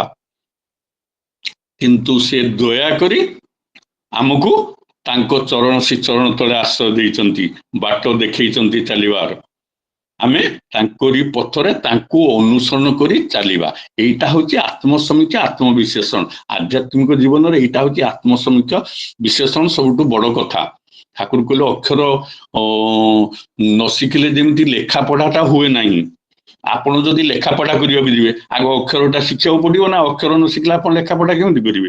ସେମିତି ଆଧ୍ୟାତ୍ମିକ ଜୀବନ ବା ଆଧ୍ୟାତ୍ମିକ ଜଗତ ଭିତରକୁ ପଶିବାକୁ ଗଲେ, ଚାଲିବାକୁ ଗଲେ ଆଧ୍ୟାତ୍ମିକ ପଥରେ ଆତ୍ମସମୀକ୍ଷା ବିଶ୍ଳେଷଣଟା କରିବା ନିହାତି ଦରକାର। ଆତ୍ମସମୀକ୍ଷା ବିଶ୍ଳେଷଣ, ମୁଁ କେତେ ତାଙ୍କ କଥାକୁ ଅନୁସରଣ ପାଳି ପାରିଛି, ମୁଁ ମାନି ପାରିଛି ତାଙ୍କ କଥାକୁ। ସେଇଟା ଯଦି ନ ହୁଏ, ଆମେ ସବୁଠାରୁ ଜ୍ଞାନୀ ଲୋକ ହଉଛି ସିଏ ଯିଏ ନିଜର ଦୋଷଟାକୁ ନିଜେ ଜାଣିପାରେ ଏବଂ ତାଙ୍କୁ ସଂଶୋଧନ କରିନିଏ। ନିଜର ଦୋଷଟାକୁ ଜାଣିନିଏ ଏବଂ ନିଜେ ସଂଶୋଧନ କରିନିଏ, ସେଇଠି ହଉଛି ପ୍ରକୃତରେ ଜ୍ଞାନୀ। ଆଉ ସବୁଠାରୁ ଅଜ୍ଞାନୀ ଯେ ସବୁବେଳେ ଅନ୍ୟର ଦୋଷ ଦେଖେ, ଯେ ସବୁବେଳେ ଖାଲି ଅନ୍ୟର ଦୋଷ ଦେଖେ। ଆମର ସେଇ ପ୍ରକୃତିଟା ରହିଛି, ସବୁ ଖାଲି ଅନ୍ୟର ଭୁଲଟାକୁ ଦେଖିବା, କିନ୍ତୁ ନିଜକୁ ଭୁଲଟାକୁ ଦେଖି ସଜାଡିବା ଏ ଅଭ୍ୟାସ ଆମର ନାହିଁ। ତେବେ ଆଉ ଆତ୍ମସମୀକ୍ଷା ଯେ ମୁଁ ଦିନରେ ମୁଁ ତାଙ୍କ ଲାଗି ଯେପରି ମୁଁ କେମିତି ମୁଁ ଯେତିକି ସମୟ ତାଙ୍କ କାମ କରିବି, ସେ ସେତିକି ସମୟ ମୋ କାମ କରିବେ। ମୁଁ ତାଙ୍କ ଚିନ୍ତା ଯେତିକି ସମୟ କରିବି, ସେ ମୋ ଚିନ୍ତା ସେତିକି ସମୟ କରିବେ। ତେଣୁ ମୁଁ ଚାହୁଁଛି ସବୁବେଳେ ସେ ମୋ ଚିନ୍ତା କରୁ, ତାଙ୍କ ଦୟାଟା ମୋ ଉପରେ ଥାଉ। ମୁଁ ସେମିତି ତାଙ୍କ ଚିନ୍ତାରେ ସବୁବେଳେ ରହିବା ଦରକାର। ମୁଁ କେତେ ସମୟ ଆପଣଙ୍କର ବିଶ୍ଳେଷଣ ଆତ୍ମସମୀକ୍ଷାର ସମୟ ହେଲା, ଦିନର ତ ସାଂସାରିକ କାର୍ଯ୍ୟରେ ବ୍ୟସ୍ତ, ଆପଣ ଅନ୍ତତଃ ରାତିରେ ଯେତେବେଳେ ବିଛଣାକୁ ଯାଉଛନ୍ତି ଏବଂ ନିଦ ଆସିବା, ଏଇ ମଝିରେ ଯୋଉ ଗ୍ୟାପ୍ ସମୟଟା, ଏଇ ସମୟ ଭିତରେ ଚିନ୍ତା କରନ୍ତୁ, ମୁଁ କେତେ ସମୟ ଆଜି ଇଷ୍ଟଙ୍କ ନାମ ଧାମ କରିଛି, କେତେ ସମୟ ଇଷ୍ଟ କର୍ମ ମୁଁ ଆଜି କରିଛି, କେତେ ଇଷ୍ଟ ଚିନ୍ତା ମୁଁ ଆଜି କରିଛି। ଏଇ ଭାବନାଟା ଆମ ଭିତରେ ଭାବୁ ଏଇ ଚିନ୍ତାଟା ଆସ୍ତେ ଆସ୍ତେ ନିଜକୁ ସଜାଡିବାକୁ ହବ, ନିଜେ ନିଜେ ସଜାଡି ହେଇଯିବ। ଏ ଭାବନାଟା ଯଦି ଆମ ଭିତରକୁ ନ ଆସିବ ଆତ୍ମସମୀକ୍ଷା, ତାହେଲେ ଆମେ ଯୋଉ କଥାକୁ ସେଇ କଥା, ଆମେ ପ୍ରାୟୋରିଟି ଦଉନାହୁଁ ତାଙ୍କୁ। ଯୋଉଟାକୁ ପ୍ରାୟୋରିଟି, ମାନେ ମଣିଷ ପ୍ରକୃତରେ ଯୋଉ ଠାକୁର କହିଲେ ଧର୍ମ ଯେখানে ବିପାକ ବାନ, ଆମ ଧର୍ମଟାକୁ ବ୍ୟର୍ଥ ଅର୍ଥରେ ନେଇଛୁ, ଧର୍ମରେ ଗ୍ଲାନି ହେଇନି, ଧର୍ମଟାକୁ ଆମେ ବ୍ୟର୍ଥ ଅର୍ଥରେ ନେଉଛୁ। ଆମେ ମଣିଷ ଚାହେଁ ସୁଖ ଶାନ୍ତି ଆନନ୍ଦ, ମଣିଷ ଚାହିଁବାଟା ଠିକ କିନ୍ତୁ କରିବାଟା ଭୁଲ। ମଣିଷ ଚାହେଁ ଠିକ, କରେ କିନ୍ତୁ ଭୁଲ। ଏମିତି କର୍ମ କରେ ଯୋଉ କର୍ମ କେବଳ ଦୁଃଖ ଅଶାନ୍ତି ଦୁଃଖ ଆସେ। ତେଣୁ ଏଇ ଠିକ କର୍ମଟା, ତେଣୁ ନାରୀ ନୀତିରେ ଠାକୁର କହିଲେ ମନଟାକୁ ଯେତେ ଭୋଗ ମୁଖର କରିବ, ପ୍ରକୃତ ଭୋଗ ତମ ଠାରୁ ସେତେ ଦୂରେଇ ଦୂରେଇ ଯିବ। କାରଣ ଭୋଗାନ୍ଧ ମନ ବୁଝିପାରେ ନା କାହାକୁ ନେଇ କଣ ଦେଇ କିପରି ଭାବରେ ଭୋଗ ଲିପ୍ସାକୁ ଚରିତାର୍ଥ କରିବାକୁ ହବ। ପ୍ରକୃତରେ ଭୋଗ ଲିପ୍ସାକୁ ଚରିତାର୍ଥ କରିବାକୁ ହେଲେ କାହାକୁ ନେଇକି କଣ ଦେଇକି କେମିତି ଭାବରେ ଭୋଗ ଲିପ୍ସା ଚରିତାର୍ଥ କରିବାକୁ ହବ, ଏଇଟା ଆମେ ଜାଣୁ। ତେଣୁ ଆମେ ଭୋଗାନ୍ଧ ହେଇଯାଇଛୁ। କଣ ନା ଅର୍ଥମାନ ଯଶ ପଛରେ ଦୌଡିଛୁ। ଯେ ବ୍ୟକ୍ତି ସବୁବେଳେ ଅର୍ଥମାନ ଯଶ ଲୋଭରେ ଆସକ୍ତିରେ ଦୌଡେ, ଅସମଞ୍ଜସ, ସେ କେବେ ଆଧ୍ୟାତ୍ମିକ ଧର୍ମ ପଥରେ ଚାଲିପାରିବ ନାହିଁ, ସେଇ ଉତ୍ସମୁଖୀ ହେଇ ଚାଲିପାରିବ ନାହିଁ। ତାର ମନଟା ସବୁବେଳେ ଭୋଗ ମୁଖରେ ଅର୍ଥମାନ ଯଶକୁ ନେଇ ହବ। ସେଇଥିପାଇଁ ଠାକୁର କହିଲେ ଭୋଗାନ୍ଧ ମନ ବୁଝିପାରେ ନା କାହାକୁ ନେଇ କଣ ଭାବେ କିପରି ଭାବରେ ଭୋଗ ଲିପ୍ସାଟାକୁ ଚରିତାର୍ଥ କରିବାକୁ। ସେଇଟାକୁ ତେଣୁ ଠାକୁର କହିଲେ ଅଜ୍ଞାନତା ହିଁ ଦୁଃଖ। ତେଣୁ ଏଇଟା ହଉଛି ଆମର ଅଜ୍ଞାନତା, ସେଇଥିପାଇଁ ଆମେ ଦୁଃଖ ପାଉ। ଆଉ ଜ୍ଞାନ ହିଁ ଆନନ୍ଦ। ଅଜ୍ଞାନତା ମଣିଷକୁ ଉଦ୍ବିଗ୍ନ କରେ। ଅଜ୍ଞାନତା ଏଇ ପ୍ରକୃତିର ଲୋକ ଦେଖିବେ ସବୁବେଳେ ଟେନସନ ହଉଥିବେ। ଯୋଉମାନେ ଅର୍ଥମାନ ଯଶ ପଛରେ ଦୌଡ଼ିବେ ସେମାନେ ସବୁବେଳେ ଟେନସନ ହଉଥିବେ, ଅନ୍ୟମନସ୍କ ସବୁବେଳେ ହଉଥିବେ, ତାଙ୍କର ମନ ସବୁବେଳେ ନିମ୍ନଗାମୀ ଥିବ। ଅଜ୍ଞାନତା ମଣିଷକୁ ଉଦ୍ବିଗ୍ନ କରେ, ଜ୍ଞାନ ମଣିଷକୁ ଶାନ୍ତ କରେ। ଆଉ ଯାହାର ଜ୍ଞାନ ଯେପରି ତାର ସ୍ୱଚ୍ଛନ୍ଦରେ ରହିବାର କ୍ଷମତା ସେଇପରି। ମଣିଷ ସୁଖ ସ୍ୱଚ୍ଛନ୍ଦରେ ରହେ ତାର ଜ୍ଞାନକୁ ଭିତ୍ତି କରି।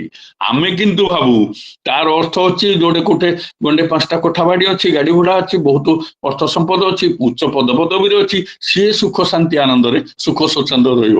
ନାଇଁ, ସେମାନଙ୍କର ଯେତିକି ଅର୍ଥ ସେତିକି ଟେନସନ। ତେଣୁ ସୁଖ ସ୍ୱଚ୍ଛନ୍ଦ ରହିବ। ଠାକୁର କହିଲେ ଯାହାର ଜ୍ଞାନ ଯେପରି ତାର ସୁଖ ସ୍ୱଚ୍ଛନ୍ଦ ରହିବାର କ୍ଷମତା ସେଇପରି। ତାର ଜ୍ଞାନକୁ ଭିତ୍ତି କରି ସୁଖ ସ୍ୱଚ୍ଛନ୍ଦ ରହିବା। ଏଇ ଜ୍ଞାନଟା କଣ? ଜ୍ଞାନଟା କଣ ଯାହାକୁ ଭିତ୍ତି କରି ମଣିଷ ସୁଖ ଶାନ୍ତି ଆନନ୍ଦ ରହିବ? ଭକ୍ତି ଚିତ୍ତକୁ ସତରେ ସଂଯୁକ୍ତ କରେ, ତହିଁରୁ ଯାହା ଉପଲବ୍ଧ ହୁଏ ତାହା ହିଁ ଜ୍ଞାନ।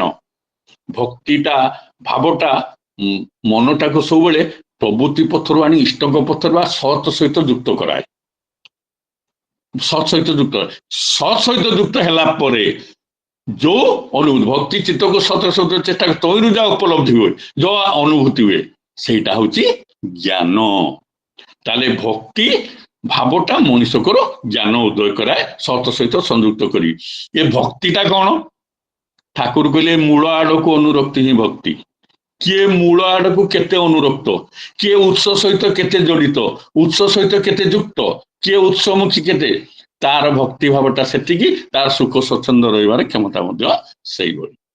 ତେଣୁ ମଣିଷ ଆଉ ଦୁଃଖ ରହିବାର ବାଟଟା ଦେଲେ ଠାକୁର। କିନ୍ତୁ ଆମେ ଯଦି ଆମରି ପ୍ରବୃତ୍ତି ପଥରେ ସିଏ ସବୁ କରିପାରିବେ, ସେ ସବୁ ଦେଇପାରିବେ, ଅର୍ଥମାନ ଯଶ ତାଙ୍କ ପାଖରେ ଅଭାବ ନାହିଁ, କିନ୍ତୁ ସିଏ ଚାହାନ୍ତି ଅର୍ଥମାନ ଯଶ ପଛରେ ନ ଗୁଡାଅ, ଅର୍ଥମାନ ଯଶ ତମ ପଛରେ ଗୁଡାଅ। যা ধরি তুই দাণ্ডাতে শিখিলু প্রাধান্য রখিবু তারাই তো, যার কাছে তার বন্দনা গাবি প্রতিষ্ঠা ହେବ ତୋରାଇ ତ। ତୁ ପ୍ରତିଷ୍ଠିତ ହେଇଯିବୁ ଯାହା ପାଖରେ ତାଙ୍କର ବନ୍ଦନା ଗାଇବୁ। ଯାହାଙ୍କୁ ଧରି ଧରା ପୃଷ୍ଠକୁ ଆସିଛୁ, ଯାହାଙ୍କୁ ଧରି ଠିଆ ହେଲୁ, ସଂସାର ଯାହାଙ୍କ ଦ୍ୱାରା ସବୁ କିଛି ପାଇଲୁ, ତାଙ୍କୁ ପ୍ରାଧାନ୍ୟ ଦେଇକି ଚାଲିବୁ ତ।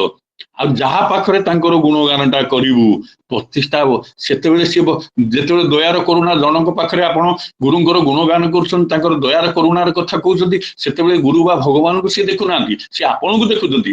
ସେତେବେଳେ ଆପଣ ତାଙ୍କ ହୃଦୟରେ ପ୍ରତିଷ୍ଠିତ ହେଇଗଲେ, ସେ ଭକ୍ତି ଭାବଟା ସେ ଆପଣଙ୍କ ପାଖରେ ହେଲେ। ତେଣୁ ଏଇଭଳି କରି ମଣିଷ ପ୍ରତିଷ୍ଠିତ ହେଇଯାଏ। ତାଙ୍କୁ ପ୍ରତିଷ୍ଠା କରୁ ଆମେ ବି ପ୍ରତିଷ୍ଠିତ ହେଇଯିବା।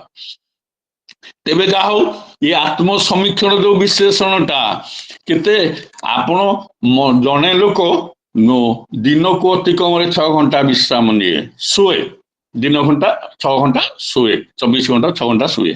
ମଣିଷ ଯଦି 100 ବର୍ଷ ବଞ୍ଚେ ତାହେଲେ 25 ବର୍ଷ ଖାଲି ଶୋଇ ଆମେ କଟେଇ ଦଉ। 25 ବର୍ଷ ଶୋଇ କଟେଇ ଦଉ। ତେଣୁ ବୈଷ୍ଣବ ଶାସ୍ତ୍ର ଲେଖା ହେଲା, କୃଷ୍ଣ ଭଜନରେ ତୁଇ ସଂସାର ଆସିଲୁ, ମିଛ ମାୟା ବନ୍ଧନରେ ସବୁ ଭୁଲିଗଲୁ, ଦିବା ଗଲା ବୃଥା କାର୍ଯ୍ୟ, ରାତ୍ର ଗଲା ନିଦେ। ଦିନରେ ବୃଥା କାମରେ ଗଲା। ବୃଥା କାମ କାହିଁକି? ଯିଏ ତ ଚାକିରି କରୁଛନ୍ତି, କିଏ ବ୍ୟବସାୟ କରୁଛନ୍ତି, ଏଇଟା ବୃଥା କାମ ବୋଲି କାହିଁକି କୁହାହେଲା? ନା ଇଏ କାମ ଜୀବନ ପାଇଁ କିଛି ପ୍ରୟୋଜନ ନାହିଁ। ମୁଁ ଗୋଟେ ବଡ ଅଫିସର ହେଇଛି, 1.5 ଲକ୍ଷ 2 ଲକ୍ଷ 3 ଲକ୍ଷ ଟଙ୍କା ଦରମା ପାଇଲି, ସେଇଟା ମୋର ଜୀବନ ପାଇଁ ସେଠି କିଛି କାମ ଦବ ନାହିଁ, ଉପରେ କିଛି କାମ ଦବ ନାହିଁ। କିମ୍ବା ମୋ ପୁଅ ଗୋଟେ IAS ଅଫିସର ହେଲା, କି ମୋ ଜ୍ୱାଇଁ ଗୋଟେ IAS ଅଫିସର ହେଲା, ମୁଁ ବଡ ଘରେ ବନ୍ଧୁବାନ୍ଧବ କଲେ, ଏଥିରେ ମୋର ଜୀବନରେ କିଛି ଲାଭ ହେଲା ନାହିଁ। ତେଣୁ ସିଏ ହେଲା ବୃଥା କାମ। ଯୋଉ କାମ କଲେ ଜୀବନରେ ଲାଭ ଆସେ ସେଇଟା ହଉଛି ଜୀବନ ପାଇଁ ପ୍ରୟୋଜନ, ସେଇଟା ହଉଛି ବାସ୍ତବ କର୍ମ। କୋଉଟା ନା ଇଷ୍ଟ କର୍ମଟା। ଦିବା ଗଲା ବୃଥା କାର୍ଯ୍ୟ, ରାତ୍ର ଗଲା ନିଦେ। ରାତିରେ କଣ ହେଲା ନା ଶୋଇକି ଆମେ କଟେଇ ଦେଲୁ। ଆମେ କୋଉଟା night is the time for rest. বর্দা কিন্তু কোন কইলে রাতিটা নাম জপর সময় রাতি হচ্ছে নাম জপর সময় রাতিটা শোଇବା সময় নুহ নাম জপর সময় তেଣୁ নাম জপ করি করি ତେଣୁ ରାତିରେ ନିରୋଳାରେ ନାମ ଜପ କରିବା ଏଇ ହଉଛି ସମୟ ଆମେ କିନ୍ତୁ କାଟୁ ଶୋଇ ଶୋଇ ତେଣୁ ଦିବା ଗଲା ବୃଥା କାର୍ଯ୍ୟ ରାତ୍ର ଗଲା ନିଦେ ନ ମଜିଲୁ ରାଧା କୃଷ୍ଣ ଚରଣାର ବିନ୍ଦେ ରାଧା ନାମ ବିନୁ କୃଷ୍ଣ ନାମ ବିନୁ ବିଫଳ ମନୁଷ୍ୟ ଜନ୍ମ ହେଲା ଦିନୁ ଦିନୁ ରାଧା ନାମ ବିନୁ କୃଷ୍ଣ ନାମ ବିନୁ ବିଫଳ ମନୁଷ୍ୟ ଜନ୍ମ ହେଲା ଦିନୁ ଦିନୁ ଆମେ ସେ ନାମ ଜପକୁ ଛାଡ଼ିଦେଲୁ ତେଣୁ ଜନ୍ମଟା ଆମର ବିଫଳ ହେଇଗଲା ତେଣୁ ଯୁଗକୁ ଯୁଗ ଏଇ ମତେ ପରମାନନ୍ଦ ଏ ଜଗତେ ଯେ ଯୁଗେ ଦେବାବତାର ନାମ ବଦନ୍ତି ଦାମୋଦର ସେ ନାମ ଧରି ନର ନାରୀ ଭବସାଗର ତରି ଯୁଗକୁ ଯୁଗ ପରମାନନ୍ଦ ଏ ସଂସାରକୁ ଆସନ୍ତି ଏଇ ନାମଟା ଶକ୍ତିଶାଳୀ ନାମଟା ଦିଅନ୍ତି ଯୋଉ ନାମଟା କୁ ଧରି ସଂସାର ସାଗରରୁ ମଣିଷ ଉଦ୍ଧାର ପାଏ ସେ ପରମାନନ୍ଦ ଯୁଗକୁ ଯୁଗ ଆସନ୍ତି ତେଣୁ ସେଇ ନାମଟା ଜପ କଲୁ ନାହିଁ ଯିଏ ଯେତେ ଜପ କରିବ ସଂସାରର ଦୁଃଖ ଯନ୍ତ୍ରଣା ତା ପାଇଁ ସେତେ ଲାଘବ ହାଲୁକା ହେଇଯିବ ତେବେ ପ୍ରଭୁଙ୍କର ମନ ଲାକ୍ଷ୍ୟ ହବା ଗୁରୁଙ୍କର ମନ ଲାକ୍ଷ୍ୟ ହବା ଶିଷ୍ୟର ହଉଛି ପରମ କର୍ତ୍ତବ୍ୟ ସେ ଦୁଇଟି ଜିନିଷ ଆମ ପାଖରୁ ଚାହିଁଛନ୍ତି ପ୍ରଥମ ଜିନିଷଟା ହେଲା ସିଏ ଚାହିଁନାହାନ୍ତି ଏତେ ଉତ୍ସବ ଆୟୋଜନ ସିଏ ଚାହିଁଛନ୍ତି ତୁମର ମାନେ ପ୍ରତି ବ୍ୟକ୍ତିକୁ ଦେବ ଚରିତ୍ରରେ ପରିଣତ କରିବା ପ୍ରତି ଘରକୁ ମନ୍ଦିରରେ ପରିଣତ କରିବା ଯେ ସେଥିପାଇଁ ତାଙ୍କର ଏକମାତ୍ର ଲିଖିତ ସତ୍ୟାନୁସରଣ ଗ୍ରନ୍ଥର ପ୍ରାରମ୍ଭରେ ସେ ଲେଖିଲେ ତୁମର ଠାକୁରତ୍ଵ ଜାଗ୍ରତ ନହେଲେ କେହି ତୁମର କେନ୍ଦ୍ର ବି ନୁହନ୍ତି ଠାକୁର ବି ନୁହନ୍ତି ଫାଙ୍କି ଦେଲେ ତାହିଁ ପାଇବ ଯେ ତୁମର ଠାକୁରତ୍ଵ ଜାଗ୍ରତ ନହେଲେ କେହି ତୁମର କେନ୍ଦ୍ର ବି ନୁହନ୍ତି ଆମ ଭିତରେ ଠାକୁରତ୍ଵ ଜାଗ୍ରତ କରିବାଟା ସେ ଚାହାନ୍ତି ପ୍ରତ୍ୟେକଙ୍କ ଭିତରେ ଠାକୁରତ୍ଵ ହେଲା ଆଜ୍ଞା ଯିଏ ଚୋରି କରୁଛି ଡକାୟତ କରୁଛି ମର୍ଡର ଲୋକ ଯେକୌଣସି ମଣିଷ ହଉ ପ୍ରତ୍ୟେକଙ୍କ ଭିତରେ ଠାକୁରତ୍ଵଟା ଅଛି ପ୍ରତ୍ୟେକଙ୍କ ମଣିଷ ଭିତରେ ଠାକୁରତ୍ଵଟା ଅଛି କିନ୍ତୁ କିଏ କେତେ ତାକୁ ଜାଗ୍ରତ କରେଇ ପାରିଲା ସେଇଟା ହଉଛି ଜାଗ୍ରତ କରେଇବାକୁ କଲେ ନିଜେ ଜାଗ୍ରତ ଜଣକୁ ନେଇ ଜୀବନରେ ଆଦର୍ଶ ଇଷ୍ଟଙ୍କୁ ନେଇ ଠାକୁରତ୍ଵକୁ ଜାଗ୍ରତ ତାଙ୍କୁ ଅନୁସରଣ କରି ଆମର ଠାକୁରତ୍ଵକୁ ଜାଗ୍ରତ କରେଇବାକୁ ପଡିବ ସେଇଟା ସିଏ ଚାହାନ୍ତି ତମ ହୃଦୟ ଭିତରେ ସିଏ ରହିବେ ତେଣୁ ଯୋଉ ସତ ଅନୁଜ୍ଞା ଆମେ ସତ ଅନୁଜ୍ଞାକୁ କେତେ କାର୍ଯ୍ୟରେ ପରିଣତ କରିଛୁ ଖାଲି କହିବା ପାଇଁ ଠାକୁର କହିନାହାନ୍ତି ସାଧନା ଭିତରେ ଖାଲି ସତ ଅନୁଜ୍ଞା ପାଠ କରି ଚାଲି ଦେଇଯିବ ମୋତେ ଗ୍ରହଣ କର ଶେଷରେ କୁହାଯାଇଛି ମୋ କ୍ରୋଧି ଅମାନି ନିରଳସ କାମଲୋଭିତ ବସି ଇଷ୍ଟ ପ୍ରାଣ ସେବାପଟ ଇତ୍ୟାଦି କହିସାରିଲା ପରେ ମୋତେ ଗ୍ରହଣ କର ମୋର ପ୍ରଣାମ ନିଅ ଏତିକି ହେଇସାରିଲା ପରେ ମୋତେ ସେ ଗ୍ରହଣ କରିବେ ଏବଂ ମୋର ପ୍ରଣାମଟାକୁ ନେବେ ମୋତେ ଗ୍ରହଣ କରିବେ ମାନେ ମୋ ହୃଦୟ ଭିତରେ ସେ ରହିବେ ମୁଁ ସେତିକି ହେଇପାରିଛି ତ ଏଇଟା ହଉଛି ଆତ୍ମ ସମୀକ୍ଷା ଆତ୍ମବିଶ୍ଳେଷଣ ଯେ ମୋର ଠାକୁରତ୍ଵଟା ମୁଁ ଜାଗ୍ରତ କରିବି ଏତିକି ହେବି ସତ ଅନୁଜ୍ଞାରେ ଯାହା ଯାହା ପାଠ କରିଛି ସେତିକି ହେବି ଯାହା ଦ୍ୱାରା ମୋର ପରିବେଶ ପ୍ରଭାବିତ ହବ ଠାକୁରଙ୍କୁ ଉପଲବ୍ଧି କରିବ ମୋତେ ଦେଖି ମୋର ଆଚରଣ ଦେଖି ମୋର କଥାବାର୍ତ୍ତା ଶୁଣି ମୋର ବ୍ୟବହାର ଦେଖି ଲୋକ ଠାକୁରଙ୍କୁ ଅନୁଭବ କରିବ ଉପଲବ୍ଧି କରିବ ଠାକୁରଙ୍କୁ ବୁଝିପାରିବ ଏଇଟା ଠାକୁର ଚାହାନ୍ତି ଆଉ ପୁଣ୍ୟ ପୁତ୍ରରେ ଠାକୁର ଚାହିଁଲେ ଆମେ ଶୁଦ୍ଧ ଆତ୍ମା ଚାହି আমি চাই শুদ্ধ আত্মা এ শুদ্ধ আত্মা কোন ঠাকুর এইটা চাইলে আমি চাই শুদ্ধ আত্মা এ শুদ্ধ আত্মাটা কোন এ আত্মাটা আমার পরমাত্মাঙ্কর অংশ এ পরমাত্মাঙ্কর অংশ তো পবিত্র শুদ্ধ পরমাত্মা হলে পবিত্র তাঙ্কর অংশ হইতিবাରୁ আত্মা শুদ্ধ পবিত্র ইয়ে যেତେବେଳେ ଆମ ଭିତରକୁ ଗଲା ଜଗତ ଭିତରକୁ କଣ ହେଲା ମିଛ ମାୟା ବନ୍ଧନରେ ପଡି ଇଏ ଆତ୍ମା ଅଶୁଦ୍ଧ ହେଇଯାଇଛି ଆମର କର୍ମ ଆଚରଣ ଭିତରେ ଦେଇଛି ଠାକୁର କିନ୍ତୁ ଚାହିଁଛନ୍ତି ଆମେ ଚାଇ ଶୁଦ୍ଧ ଆତ୍ମା ଆପଣ ଗୋଟେ ଦୋକାନରୁ ଗୋଟେ ଶାଢୀ କିଣିବେ ଲୁଗା ଖଣ୍ଡେ କିଣି ଆଣିଲେ ଗୋଟେ 10-15 ଦିନ ବ୍ୟବହାର କଲା ପରେ ତାକୁ ଫେରେଇବେ ସେ ନବ ଆଉ ସେ ଫେରେଇବ ନାହିଁ ନବ ନାହିଁ କାରଣ ତାକୁ ଆପଣ ବ୍ୟବହାର କରିଦେଇଛନ୍ତି ଖରାପ କରିଦେଇଛନ୍ତି କେମିତି ସେ ଫେରେଇ ନବ ନା ଯଦି ଯୋଉ ଭଳି ଭାବରେ ଆମେ ଆଣିଥିଲେ ସେଇଭଳି ଭାବରେ ଅବସ୍ଥାରେ ଥିଲେ ସେ ନେଇଯିବ ତେଣୁ ଏ ଆତ୍ମାଟା ପରମାତ୍ମାଙ୍କ ପାଖରୁ ଯୋଉ ଭଳି ଭାବରେ ଆସିଥିଲା ସେଇଭଳି ଭାବରେ ଗଲେ ତାଙ୍କ ଚରଣରେ ସ୍ଥାନ ପାଇବ ଆମେ ସବୁ ପ୍ରାର୍ଥନା କରୁନି ପବିତ୍ର ଆତ୍ମାର ସଦ୍ଗତି ପ୍ରାର୍ଥନା କରୁ ପବିତ୍ର ଆତ୍ମାର ସଦ୍ଗତି କଣ ତାଙ୍କ ପାଖରେ ସ୍ଥାନ ପାଇବ ତାଙ୍କ ଶିକ୍ଷଣ ତଳେ ସ୍ଥାନ ପାଇବ। କେମିତି ପାଇବ? ଆମ ଆତ୍ମା ତ ସେମିତି ଥିଲେ, ସେଥିପାଇଁ ସେ ବାଟଟା ବତେଇ ଦେଲେ। ସେ ବାଟଟା ବତେଇ ଦେଲେ, କହିଲେ ଥୋକେ ଶୁଆ ପୋଷନ୍ତି, ରାମ ନାମ ଶିଖାନ୍ତି, ଏବଂ ଯେତେବେଳେ ବିଲେଇ ଧରେ ସେ ରାମ ନାମ ବୋଲି ଟାଉଁ ଟାଉଁ ହୁଏ। ସେ ଭାବଟା ଯେମିତି ନଥାଏ, ଇଏ ଯୋଉ ନାମଟା ଦିଆଗଲା, ନାମ ଜପଟା ଦିଆଗଲା, ଏ ନାମ ଜପଟା ଅନବରତ ଅଭ୍ୟାସ କରିବାକୁ ପଡିବ। ଠାକୁର କହିଲେ ଜପ ତପ ଯେତେ କର ମରଣ କାଳେ ହୁସିଆର। ଜପ ତପ ଯେତେ କରୁଛୁ କର, ମରଣ କାଳେ ହୁସିଆର। କଣ ମରଣ କାଳେ ହୁସିଆର? ଜପ ତପ ଯେତେ ମରଣ କାଳେ ହୁସିଆର। ମରଣ କାଳେ ତ କେହି ହୁସିଆର ନଥାନ୍ତି, ବେହୁସିଆର ଥାନ୍ତି। ଠାକୁର କହିଲେ ମରଣ କାଳେ ହୁସିଆର। ଆଜ୍ଞା, ମଣିଷ ଯେତେବେଳେ ଶେଷ ସମୟ ଆସେ, ମୃତ୍ୟୁ ସମୟଟା ଆସେ, ସେତେବେଳେ ସେ ତାର ଅତି ପ୍ରିୟ ମଣିଷକୁ ଖୋଜେ ଦେଖିବା ପାଇଁ। ମୋ ପୁଅକୁ ଡାକ, କି ମୋ ଜ୍ୱାଇଁକି ଡାକ, କି ମୋ ଝିଅକୁ ଡାକ, ତାର ଅତି ପ୍ରିୟ ମଣିଷଟିକୁ ଖୋଜେ ବା ଅତି ପ୍ରିୟ ଖାଦ୍ୟଟିକୁ ଖାଇବା ପାଇଁ ଚାହେଁ। ଏଇଟା ହୁଏ ମଣିଷ ସମୟ। ସେ ପଛେ ଅନ୍ୟ ମଣିଷକୁ ଚିହ୍ନି ନ ପାରୁ, କିନ୍ତୁ ସେଇ ମଣିଷଟିକୁ, ସେ ପ୍ରିୟ ମଣିଷଟିକୁ ସେ ଖୋଜେ। ତାର ମନ ମାପି ସେ ଯାହାକୁ ଅତି ଭଲ ପାଏ ସେ ଖୋଜେ। ଆଉ ସେକୁ ଦେଖି ସାରିଲା ପରେ ଆପଣ ଖଲିଲୁର ରହମାନ କଥା ଶୁଣିଥିବେ, ଠାକୁର ଅଟକେଇଲେ ତାକୁ ଛାଡ଼ିଲେନି, ସେଇଟାକୁ ଖୋଜେ। ତେଣୁ ଠାକୁର କହିଲେ ଏ ଦୁନିଆରେ, ଏ ସଂସାରରେ ମୋ ଠାରୁ ତମର ଅତି ପ୍ରିୟ, ଅତି ଆପଣାର କେହି ବି ନଥାଏ, କିଛି ବି ନଥାଏ। ଠାକୁର କହିଲେ ଯେମିତି ଏ ଦୁନିଆରେ ତମର ମୋ ଠାରୁ ଅଧିକ ପ୍ରିୟ, ଅଧିକ ଆପଣାର କେହି ବି ନଥାଏ, କିଛି ବି ନଥାଏ। ତେଣୁ ତାଙ୍କ ଠାରୁ ଯଦି ଅଧିକ ଆପଣାର, କିଛି ବି ଆପଣାର ନଥାଏ, ତାହେଲେ ସିଏ ହଉଛନ୍ତି ମୋର ଅତି ଆପଣାର, ଅତି ପ୍ରିୟ। ତାହେଲେ ମୋର ଶେଷ ସମୟରେ ମୁଁ କାହାକୁ ଖୋଜିବି? ତାଙ୍କୁ ହିଁ ଖୋଜିବି, କାହିଁକିନା ସିଏ ମୋର ଅତି ପ୍ରିୟ, ମୋର ଅତି ଆପଣାର। ମୁଁ ତାଙ୍କୁ ଦେଖା କଲେ ମୋ ମନଟା ତୃପ୍ତ ହେଇଯିବ, ମୋ ମନଟା ଶାନ୍ତ ହେଇଯିବ। କାହିଁକିନା ଲୋକ ଯେତେବେଳେ ଶେଷ ସମୟରେ ଖୋଜେ, ସେଇ ଲୋକକୁ ଦେଖିଲେ ତାର ମନଟା ତୃପ୍ତ ହେଇଯାଏ, ସେ ଚାଲିଯାଏ, ବା ସେଇ ଖାଦ୍ୟଟା ଖାଇଲେ ସେ ଚାଲିଯାଏ। ତେଣୁ ସେଇଟା ଠାକୁର ଚାହିଁଛନ୍ତି, ମୋ ଠାରୁ ଏ ଦୁନିଆରେ ତମର ଅତି ପ୍ରିୟ, ଅତି ଆପଣାର କେହି ନଥାଏ, କିଛି ବି ନଥାଏ। ତେଣୁ ଅତି ପ୍ରିୟ ଆପଣାର ହେଲେ କଣ ହବ ନା, ତାଙ୍କୁ ହିଁ ଖୋଜିବ, ମୁଁ ତାଙ୍କୁ ଦେଖିବି, ମୁଁ ତାଙ୍କୁ ଦର୍ଶନ କରିବି। ଆଉ ତାଙ୍କ ନାମଟା ଏମିତି ଜପ କରୁଥିବ, ଏତେ ଆପଣାର କରିଦେଇଥିବ, ଯେମିତି ତମେ ମାନେ ଅଜପା ନାମ, ଯେମିତି ଇଚ୍ଛା ନ କରୁଥିଲେ ବି ନାମଟା ସତ ଜପି ଚାଲିଥିବ। ତେଣୁ ଶେଷ ସମୟରେ କଣ ହବ ନା, ସେ ନାମଟା ମଧ୍ୟ ସତ ଚାଲିଥିବ। ଏଇଟା ହଉଛି ମରଣ କାଳେ ପ୍ରାଣୀର ଭଲ ମନ୍ଦ ବାଣୀ, ମରଣ କାଳେ ଏଇଟା ବେଳେ ଜଣା ପଡିବ ପ୍ରକୃତରେ ତମେ ସେ ଜାଗାରେ ସ୍ଥାନ ପାଇଲ କି ନାହିଁ। ତାଙ୍କର ଅତି ପ୍ରିୟ ସେଇ ଯୋଉ ଶୁଦ୍ଧ ଆତ୍ମାଟି ଠାକୁର ଚାହୁଁଥିଲେ। ଆମେ ଶୁଦ୍ଧ ଆତ୍ମା ଆମେ ଚାହିଁ ଶୁଦ୍ଧ ଆତ୍ମା, ସେଇଟା ହଉଛି ପ୍ରକୃତରେ ଶୁଦ୍ଧ ଆତ୍ମା। ଜୀବନରେ ଯାହା କରୁଥା, ଆମେ ତ କରନ୍ତୁ ଭୁଲ ମନ୍ଦ, ଭୁଲ ଭଟକା ଏତ ହବା ହୁଏ, କିନ୍ତୁ ଶେଷ ସମୟଟାକୁ ହୁସିଆର ହେଇ ରହିବାକୁ ପଡିବ। ଠାକୁର କହିଲେ ଜୀବନ ମାନେ ଯେତେ ଜପ ତପ କରୁଛୁ କର, କିନ୍ତୁ ଶେଷ ସମୟରେ ଯଦି ନହେଲା, ସିଏ ଜପ ତପ ଏମିତି କରି ଅଭ୍ୟାସ କରିବାକୁ ପଡିବ, ଯଦି ଶେଷ ସମୟରେ ସେଇଟା ଆସିଲେ କଣ ହବ, ମୁଁ ତାଙ୍କ ଚରଣରେ ସ୍ଥାନ ପାଇଯିବି। ତାଙ୍କର ଇଚ୍ଛାକୁ ମୁଁ ପୂରଣ କରିଦେଲି, ତାଙ୍କର ମନ ଲାଖି ମୁଁ ମଣିଷ ହେଇଗଲି। ତେଣୁ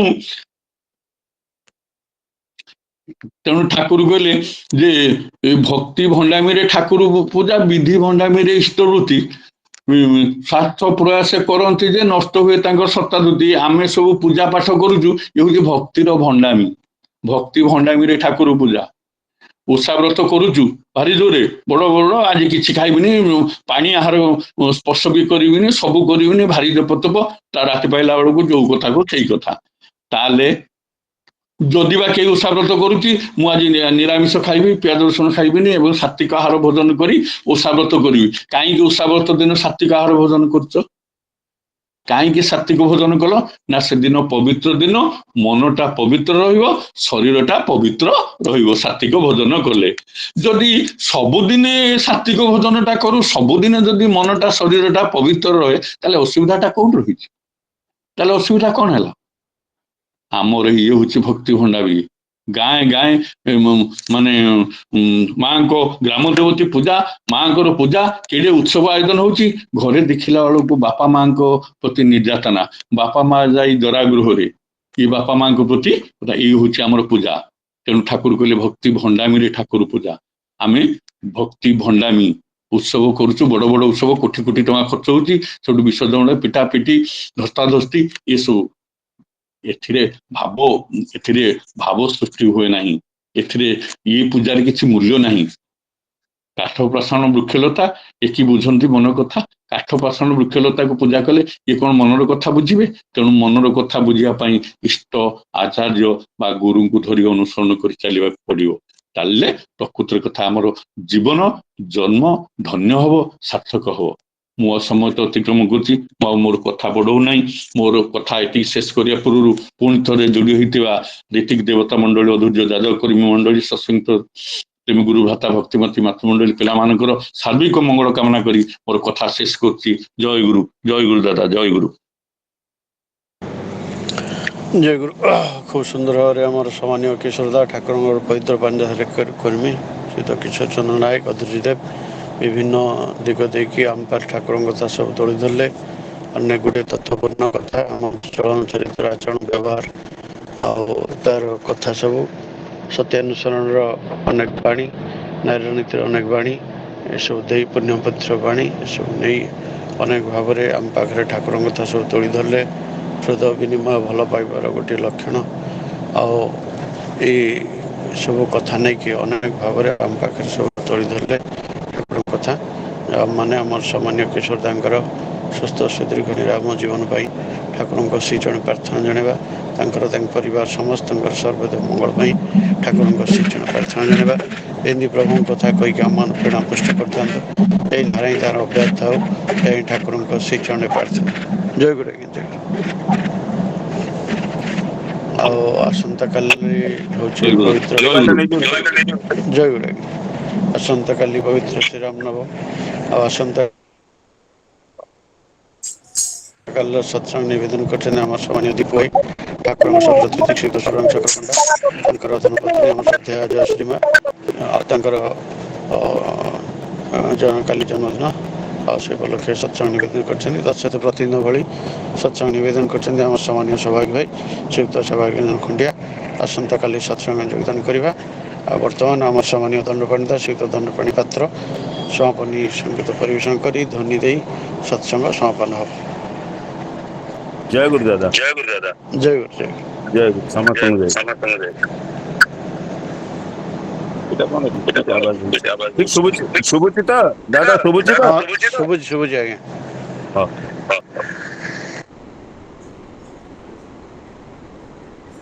लीला कल लीला माया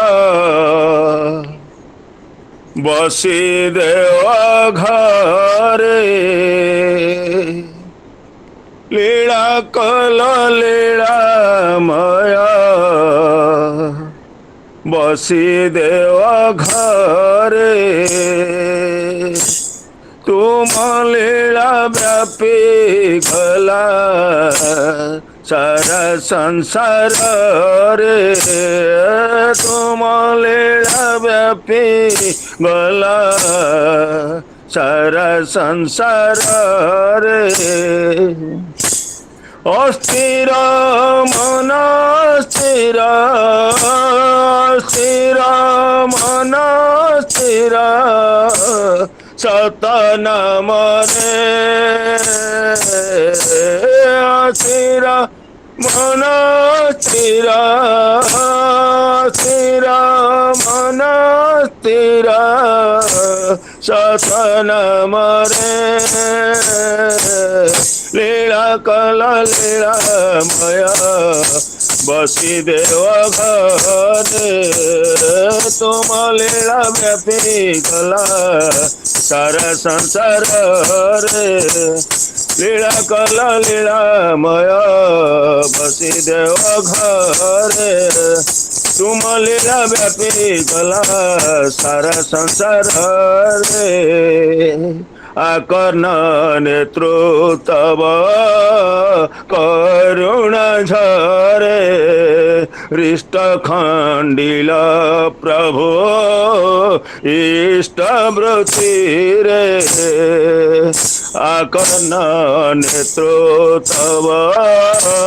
करुणा झरे दृष्ट खंडिल प्रभु इष्टवृत्ति रे प्राण पोलक जगे प्राण पोलक जगे सतसंग रे प्राण पोलक जगे प्राण पोलक जगे सतसंग रे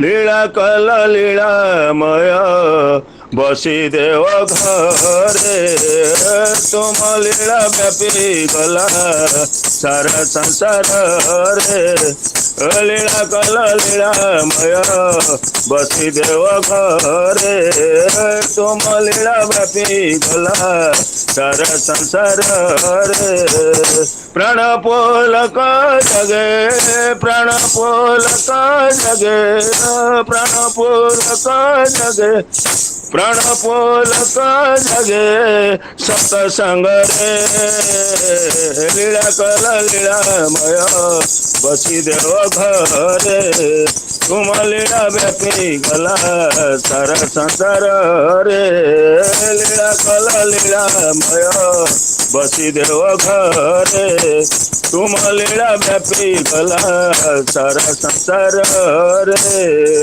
स्कंधरे उपविष्ट नवदा भक्ति वशिष्ठ पाळी सर्वे शिख नीति स्कंधरे उपविष्ट नवदा भक्ति वशिष्ठ पाळी सर्वे शिख नीति वैकुंठ परिवार वैकुंठ परिवार कलमर्त्य रे वैकुंठ परिवार वैकुंठ परिवार कलमर्त्य रे लीला कल लीलामय बसुदेव घरे तुम लीला व्यापी गला सारा संसार रे लीला कल लीलामय बसुदेव घरे तुम लीला व्यापी गला सारा संसार रे वैकुंठ परिवार वैकुंठ परिवार वैकुंठ परिवार वैकुंठ परिवार कलमर्त्य रे लीला कल लीलामय बसुदेव घरे तुम लीला व्यापी गला सारा संसार रे लीला कल लीलामय बसुदेव घरे तुम लीला व्यापी गला सारा संसार रे देव दुर्लभ तब पद जुगल देव दुर्लभ तब पद जुगल शरणु पाई विषे पड़े चहल शरणु पाई विषे पड़े चहल आचार्य मध्य लीला आचार्य मध्य लीला पिता पुत्र रे आचार्य मध्य लीला आचार्य मध्य लीला पिता पुत्र रे लीला कल लीलामय बसुदेव घरे तुम लीला व्यापी गला सारा संसार रे लीला कल लीलामय बसुदेव घरे तुम लीला व्यापी गला सारा संसार रे आचार्य मध्य लीला आचार्य मध्य लीला आचार्य मध्य लीला आचार्य मध्य लीला पिता पुत्र रे लीला कल लीलामय बसुदेव घरे तुम लीला व्यापी गला सारा संसार रे लीला कल लीलामय बसुदेव घरे तुम लीला व्यापी गला सारा संसार रे अस्थिर मन स्थिर अस्थिर मन स्थिर अस्थिर मन स्थिर अस्थिर मन स्थिर सत अस्थिर मन स्थिर सतनाम रे लीला कला लीलामय बसुदेव घरे तुम लीला व्यापी गला सारा संसार रे लीला कला लीलामय बसुदेव घरे तुम लीला व्यापी गला सारा संसार रे लीला कला लीलामय बसुदेव घरे तुम लीला व्यापी गला सारा संसार रे वंदे पुरुषोत्तमम् वंदे पुरुषोत्तमम् वंदे पुरुषोत्तमम् परम प्रेममय श्री श्री ठाकुर अनुकूल चंद्र जी की परम प्रेममय श्री श्री ठाकुर अनुकूल चंद्र जी की परम प्रेममय श्री श्री ठाकुर अनुकूल चंद्र जी की परमराध्याय जगत जननी श्री श्री बड़मा की परमराध्याय जगत जननी श्री श्री बड़मा की परमराध्याय जगत जननी श्री श्री बड़मा की परम पूज्यपाद श्री श्री बड़दा की परम पूज्यपाद श्री श्री बड़दा की परम पूज्यपाद श्री श्री बड़दा की परम पूज्यपाद श्री श्री आचार्य देव की परम पूज्यपाद श्री श्री आचार्य देव की परम पूज्यपाद श्री श्री आचार्य देव की संघ की सत्संग की सत्संग की वंदे पुरुषोत्तमम् वंदे आर्य विक्रम वंदे महागुरुवर्धन वंदे अहं कृष्ण दैवतम वंदे पुरुषोत्तमम् वंदे पुरुषोत्तमम् परम प्रेममय परम दयाल श्री श्री ठाकुर अनुकूल चंद्र जी की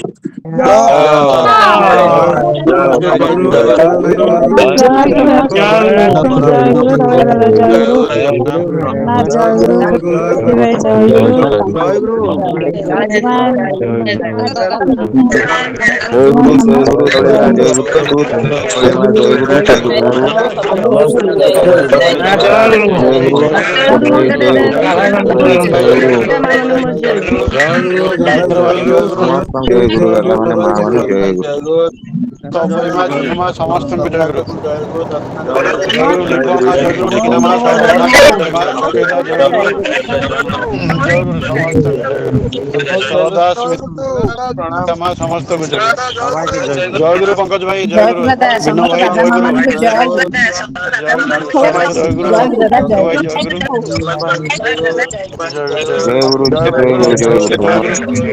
जय गुरु जय गुरु भाई प्रवीणमा समस्त जय गुरु शर्मा जय गुरु समस्त महेंद्र भाई प्रभाकर भाई गुणधर भाई समस्त जय गुरु प्राणकृष्ण भाई जय गुरु प्रणवदा उर्मिमा समस्त जय गुरु सबाई के जय गुरु पुरुषोत्तम भाई जय गुरु सरस्वती माँ जय गुरु सबाई के जय गुरु संयुक्त माँ जय गुरु पुट्टू भाई जय गुरु समस्त जय गुरु राजश्री माँ जय गुरु समस्त फाइनल करिवा फाइनल जय गुरु समस्त जय गुरु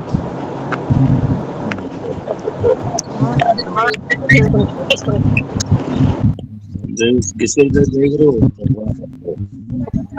किशोर जय गुरु बढ़िया जय गुरु जय गुरु बहुत बहुत धन्यवाद सुंदर आलोचना